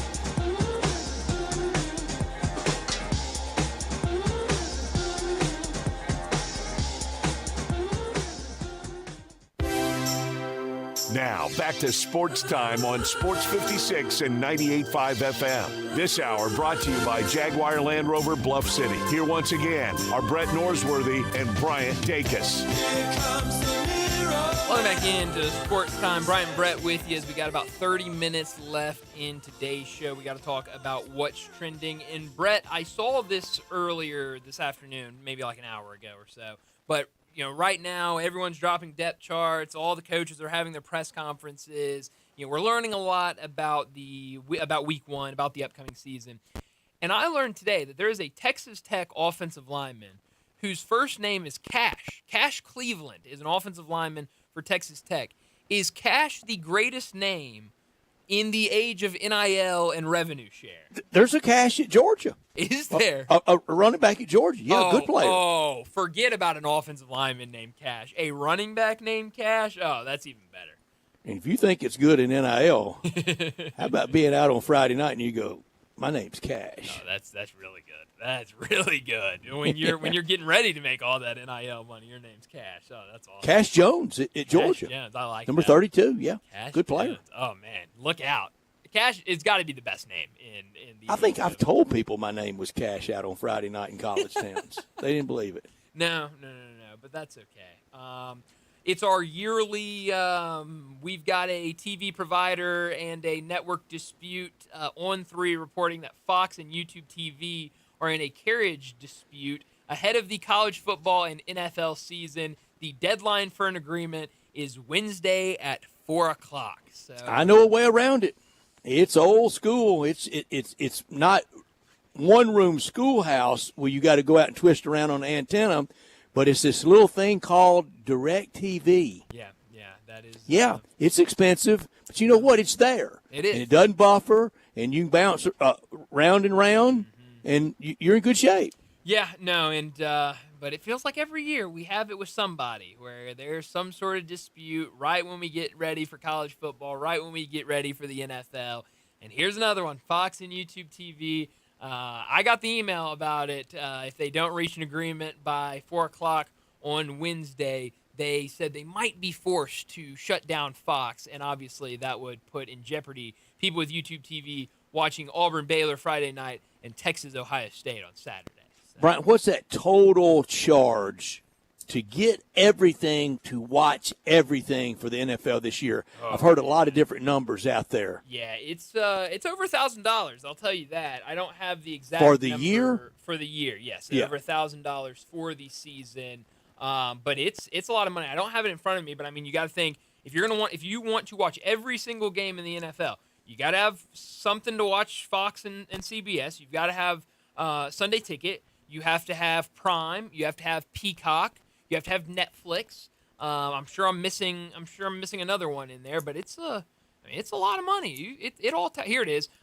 Did the math. If you want to watch every college and NFL game live this year without cable, here's the cheapest setup: ESPN Plus and Fox Bundle, which is $39.99 a month. Peacock Plus Premium, which is $12.99 a month. Peacock, which is $10.99, Amazon Prime $14.99, NFL Sunday Ticket, kind of a wide range, $276 to $480 depending on what you get and when you get it. Netflix $7.99. All in, it's about anywhere between $800 to over $1,000. So yeah, and one of the first hooks, one of the first big selling points of the dream of SEC Network with the late, great Mike Slive and his good friend, he's gone too, and he was a really good guy, a guy named Chuck Gerber. Every TV decision the commissioner made was with Chuck right there at his side. But they were out there selling then, you'll have every game. Well, you really don't. No. You get a lot of games, and you get, if you're an SEC fan, you'll see every single team playing on SEC Network. But you are not going to get every single game. I mean, you got to have ESPN Plus or whatever it's it back is to to get it. pay-per-view. Oh yeah, no, that's exactly what it is. I mean, you've got to have subscriptions to pretty much everything. If you want to watch in this day and age, if you want to watch sports, you have to have a subscription to just about every single streaming service out there, because every single team, every single league, every single conference, whatever it is, they have different different contracts with different streaming services. And Brian, I'm going to show just how ignorant I am, truly devoid of knowing about the issue. I'm told that the login for a lot is somewhat complicated. Oh yeah, I mean it can get. I mean I know there are some out there where they want you to reset your password ever so often. And some where I've had some. My worst is when you will say I have this happens to me with Peacock. It's almost a yearly occurrence where nobody in my family will watch Peacock or my friends will watch Peacock, and then college football will roll around. And they'll go, okay, we got to watch, this Big Ten game that's only on Peacock this weekend. What's the password? And I'll go, well, I don't know because I'm just automatically logged in to my Peacock. So just say forgot password and I'll reset it. And then I have to reset the password. And for whatever reason, it doesn't just change. It has to log everybody out of the account. And so then now everybody has to re-log in. And see, it's that's just why I got my old trusty remote control. Yeah, that's it. It becomes a big chore, Brett. It becomes a big chore. Old remote control, old direct. Old remote control. It works. And here's really old. Oh, get a bill, write a check, and send them in with an envelope. Well, even better. That you said we weren't getting back to the one schoolhouse. That feels like we're getting close. That's close, yeah. The one schoolhouse type of model. Something else you mentioned earlier, Brett. Who would have thought? We get through all the preseason games, we're getting ready for the regular season, and out of nowhere, all of these contract disputes that were so bad are all coming to a deal, and people are happy again. Yeah, I know. Summertime, June, July content and dialogue, you have to have discussion points. But what gets me is just the rage some of them get in, and there's got to be something super nefarious. And there's two owners that I'm sure are something else to deal with.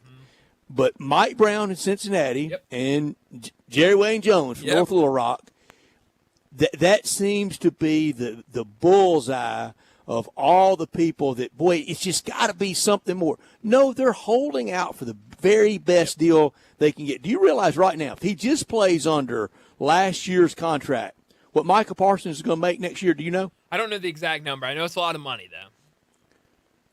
$22 million. Well, I was right. It's a lot of money. So he's the one that Marcus Spears and Ryan Clark are making out to be Jackie Robinson. Yeah. Are you kidding me? Yeah. Well, if he plays, he gets $22 million this year. If he doesn't, and I heard Chief Imbecile again, Plaxico Burris, say that he's the one. He's the one that can set out all year because he did during COVID at Penn State. What? It didn't cost him $22 million at Penn State. No. It actually cost him nothing. I mean, maybe it cost him. Maybe a couple of zero or a zero on his rookie deal. Life advice from Plaxico Burris. Jeez, yeah, I don't think that is the same thing. I'd go over to the Gold Club off summer and get better life advice than that. I'm sure you could get some sort of advice in there. Yeah. I don't know what kind, but yeah, I mean, you see all Hey, of I'm this. 6'2". Well, you might get that, but I'm sure you'll get that from a lot of people. But no, I mean, you talk about, and you mentioned it earlier. I mean, the I forgot who, maybe it was Plaxico that you said this of, he might get a deal, but it's going to change. This is going to be it's going to be different from here on out with Micah Parsons. But then I don't want you in my building at any price. No, but I mean, then you look at like Terry McLaurin is over here. It's kind of the same thing. He's demanding a trade. He doesn't want to be a part of Washington anymore. And then we see he gets a 3-year deal that could be worth up to $96 million by the end of it. I mean, it all ends up working out, and they're happy because they get all this money, and they're going out and playing football. And I think we talked about this on Friday, Landon and I did, where I'm seeing videos now of Jerry Jones going and doing Stephen A. Smith's podcast and being all happy and joking around pre and during the podcast about this contract with Micah. He's at the Week 3 preseason game, and I believe people were saying it was Micah Parsons' mother he was joking around with about the contract. I mean, all this comes after he publicly said, I like when my team has drama around it. We know Micah has his own podcast. Stunner. I mean, like, all of this is leading me to believe this has been done for a really long time. Maybe not a really long time, but probably a week or so. This has been done, and they just want all of this attention, everybody talking about it, and then day of the game, a day before the game, we'll get the announcement, Micah Parsons has his deal, and everyone's going to be happy. Jerry Jones has a lot of showman in him. He doesn't. Do you think he knows how rough Stephen A. is on him? Because when they're around each other, they play really nicely with each other. They play great together, and I think they both like the other of what they do, and I think they both see that it benefits each other, and I think it's all kind of a game in a sense. Landon, you'll like this. I think Jerry Jones has a healthy dose of Vince McMahon and Jerry Lawler in him. No kidding. That's what Brian and I were talking about a lot. This is WWE and the NFL. That guy knows how to put on a show, and it drives me crazy, but he certainly knows how to do it. Boy, it's work because there's a lot of commas and a lot of zeros. Oh yeah, now he's got a docu-series on Netflix talking. Have you watched? I've watched the first episode. I've only heard good things about it. First episode was really good. I'm excited to watch the I heard it was must watch. Oh, everybody I've talked to that have watched it, they were like, I sat down wanting to watch the first one, and I watched the entire season or the entire series in one sitting. I just didn't have enough time. I could only watch one, but it was really good. If you don't have all those commas and all those zeros that Jerry Jones has and you're looking to save money, I know the perfect place you can do it, and that's at All-Star Chevrolet in Olive Branch. If you're ready for that new Silverado, All-Star Chevy in Olive Branch, they have financing as low as 0% and thousands in savings. It's All-Star's end of summer sale. The hot weather's gone, and so the cars have to go with the hot weather. Thousands off MSRP on everything you're looking for. Tahoe, Suburbans, Traverse, more new Silverados than you'll find anywhere. It's right there at All-Star Chevrolet. Take Kraft Goodman Road after you enter into Mississippi on Highway 78. That's your first exit, and you can choose the new 26 Silverado or Trailblazer and make no payments for 90 days of fall. That's getting close to Thanksgiving. Your good credit deserves it. Teachers, military, law enforcement, and all first responders an instant $500 bonus. Every pre-owned or certified pre-owned Chevy is right there for you to test drive first thing tomorrow morning. This is the best week to get the most money for any vehicle you want to sell. Bring it to All-Star and Olive Branch and get a big check for your trade, whether you bought it there or not. Tailgating or fall road trips, let's go to All-Star. Don't miss the end of summer sale at All-Star Chevy in Olive Branch. For more information, go to allstarautogroup.com. Well, we need to get to our final break of the day, and when we return, we'll wrap up today's show with Moe's Crunch Time. Add a little fun to your lunch break. Join Johnny Radio for Sports 56 Happy Hour from 11 to 1 every weekday on Sports 56 and 98.5 FM. Get travel ready in your new Mitsubishi from Gossett Mitsubishi on the Pike. 2024 Mitsubishi Mirage, car and driver's best. Buy for $16,425, gets 39 MPG. 2025 Mitsubishi Outlander, we Gossett, $31,105 or $399 per month. More head and leg room, plus longer warranty and lower price than Toyota RAV4. 2025 Mitsubishi Outlander PHEV plug-in hybrid. Combined range, 420 miles, better warranty, more electric range on full charge than a Toyota RAV4. Outlander PHEV, $39,115 or sign and drive for $396 a month. Plus peace of mind with 10-year, 100,000-mile powertrain limited warranty. That's Gossett Mitsubishi, 1870 Covington Pike, online MemphisMitsubishi.com. If you want it, we Gossett and Gossett Motor Cars. Outlander SU 32343, MSRP 36105, PHEV SC 00816, MSRP 42615, Mirage RHO 378839, includes all rebates and incentives. PF 895 excludes tax, title, and license. See dealer for complete details. Offer valid through end of the month with approved credit dealer stock only. Let's up your life with Let's. Surprise the family with a new club car and experience the best golf cart in the industry. A new golf cart is perfect for cruising the neighborhood, enjoying yourself at the lake, turning heads on the course, and just having something reliable to use around the yard. Ladd's has you covered with new and used golf cars. The new club car Onward, available in electric or gas and a variety of colors and features. Ladd's goes beyond the green. Whitten and I-40 or online at lads.net. Tito's Handmade Vodka is America's favorite vodka for a reason. From the first legal distillery in Texas, Tito's is 6 times distilled till it's just right and naturally gluten-free, making it a high-quality spirit that mixes with just about everything. From the smoothest martinis to the best Bloody Marys, beyond the bottle, Tito's has gained a reputation for giving back, teaming up with nonprofits around the world to serve its communities and do good for dogs. Make your next cocktail with Tito's and learn more at Tito'sVodka.com. 40% alcohol by volume, namely 80 proof, crafted to be savored responsibly. Hello, is Tina there? Who's this? Yeah, this is Vince from the hit reality show Wives Don't Tell. Tina applied for our show to confess that her husband won't go to the doctor to get his erectile dysfunction checked. She said she's ready for a guy that can bring the heat. All right, what the hell is going on? You know you're talking to her husband right now?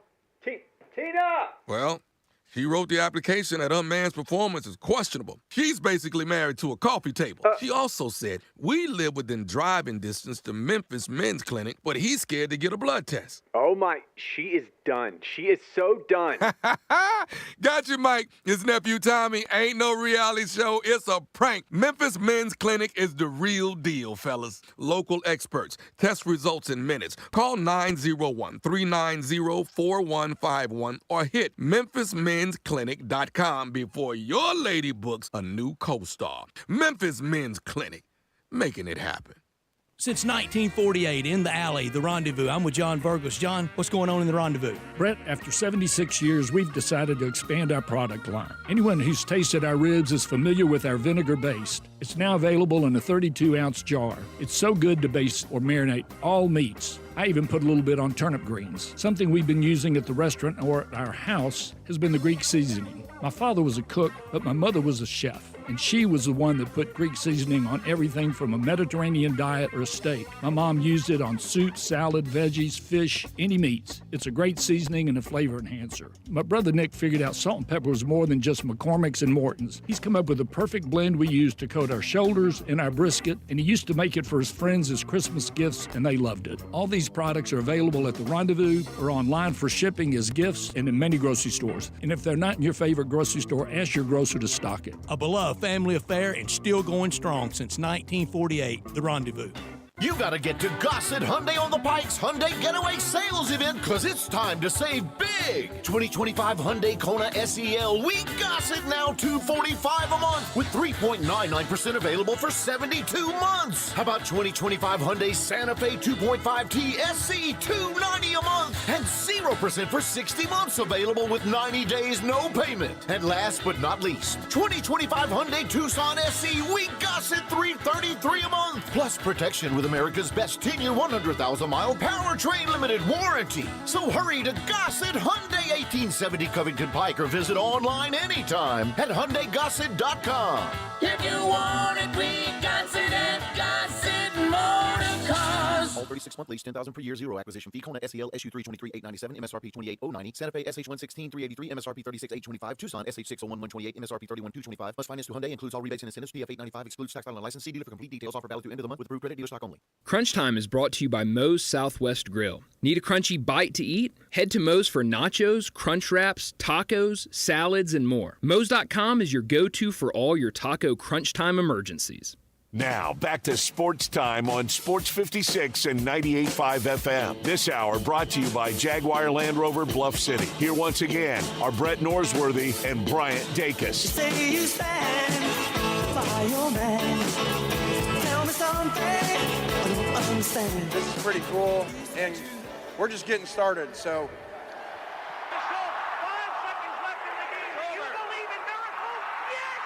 Spanning the globe. Go crazy, folks! Go crazy! This is for all the biggest crunch time. You are looking live. In your life have you seen anything like that? Goodbye! Hello, Haskins. It's obviously crunch time. Hammer, nail, coffin. This baby is over. Crunch Time is brought to you by Moe's Southwest Grill. Need a crunchy bite to eat? Head to Moe's for nachos, crunch wraps, tacos, salads, and more. Moe's.com is your go-to for all your taco crunch time emergencies. Head out there tonight for their Moe's Monday special at $6.99 on burritos and bowls. A perfect deal for a Monday night. Well, Brett, what I learned today is that over the weekend, Memphis basketball picked up a commitment from Columbia big man Arope.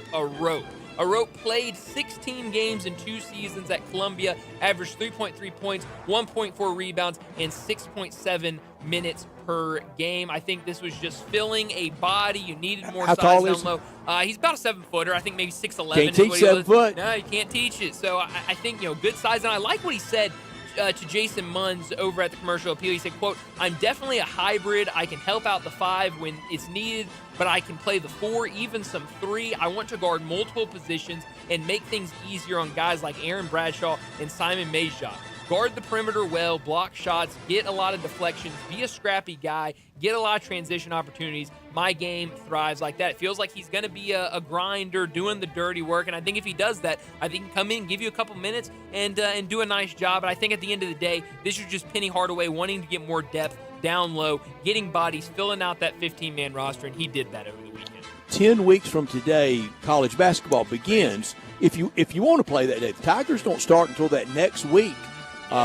Sunday, November 8th. They're not starting when a lot of people can start on Monday night, November 3rd. What I learned, rough weekend for the Sanders brothers. Shiloh got kicked out of a game and cut by the Buccaneers, all 5'10", 180 pounds of him. Great decision. And then the decision-making by Shedeur wasn't very good, and they dropped him on the depth chart.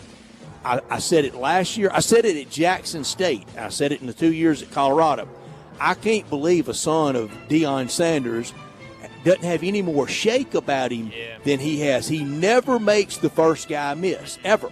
No, you'd think. I mean, being the son of Deion, you'd think he would be running all over the place, but that's not his game, and it was a rough one for him over the weekend. Well, what I could have done without, I've seen this picture floating around social media today. It is the Long Island team picture for the season. They will start their season this weekend against Florida, and a lot of people are pointing out how small the LIU team looks in terms of number of players. So I went through, I did the job that everybody wanted the answers to, and I individually counted every player that was in the picture for LIU. I counted 86 players in the picture, which would be a pretty small team if you only have 86 guys on the roster. But then I decided we're going to go to their roster and see how many players are listed on their roster.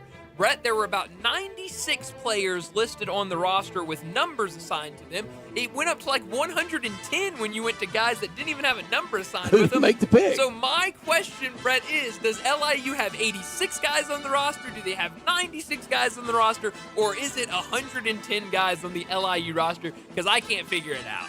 Good luck in the swamp Saturday for LIU. Rough. That's what I could have done without it. That team that has to start in the swamp against Florida.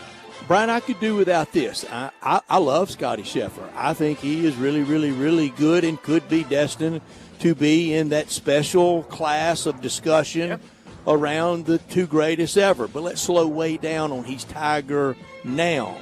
There's no way Tiger Woods, within 2 shots of the lead with 4 holes to play, 15, 16, 17, 18, knocks it in that water yesterday for that double. There's no way Tiger Woods. When he saw that leaderboard that he was 2 back, the math's easy. I birdie, he's bogey, game's on, it's over. Scotty Scheffler's good, but let's slow down on comparing him to Tiger, who is at worst the second best player ever. That's right, at worst. At worst. Where are you beaming tonight? I'm beaming to Citi Field in Queens. Landon and I are going together. Fork in the road time for the Mets. Winning the East is out. Fending off the Reds for the last National League wildcard spot is the assignment. Here's the stat line for Soto, 250 average, 32 home runs, 77 RBI. Good thing average doesn't matter anymore. Yeah, well, that's true. Yeah, I've been told average doesn't matter in Major League Baseball, and pitcher wins don't matter anymore either. Nothing matters. Forget, nothing matters. But OPS plus, minus, whatever, that's what matters. Beam me to this game later tonight, Padres and Mariners. Yeah. Padres playing really well since the trade deadline. Mariners, they're a couple games back in the AL West. Last spot for the AL wild card. A win would be big for them. Watch depth charts and quarterbacks being named. Also, Reds at Dodgers late. That used to be a National League West game when we all failed geography. Well, at least we figured some things out in Major League Baseball. A lot of other things that we have not figured out, but at least we got that down. But it is going to be fun watching Major League Baseball tonight. But that's all the time we have. Enjoy the rest of your night. We'll talk to you again tomorrow afternoon.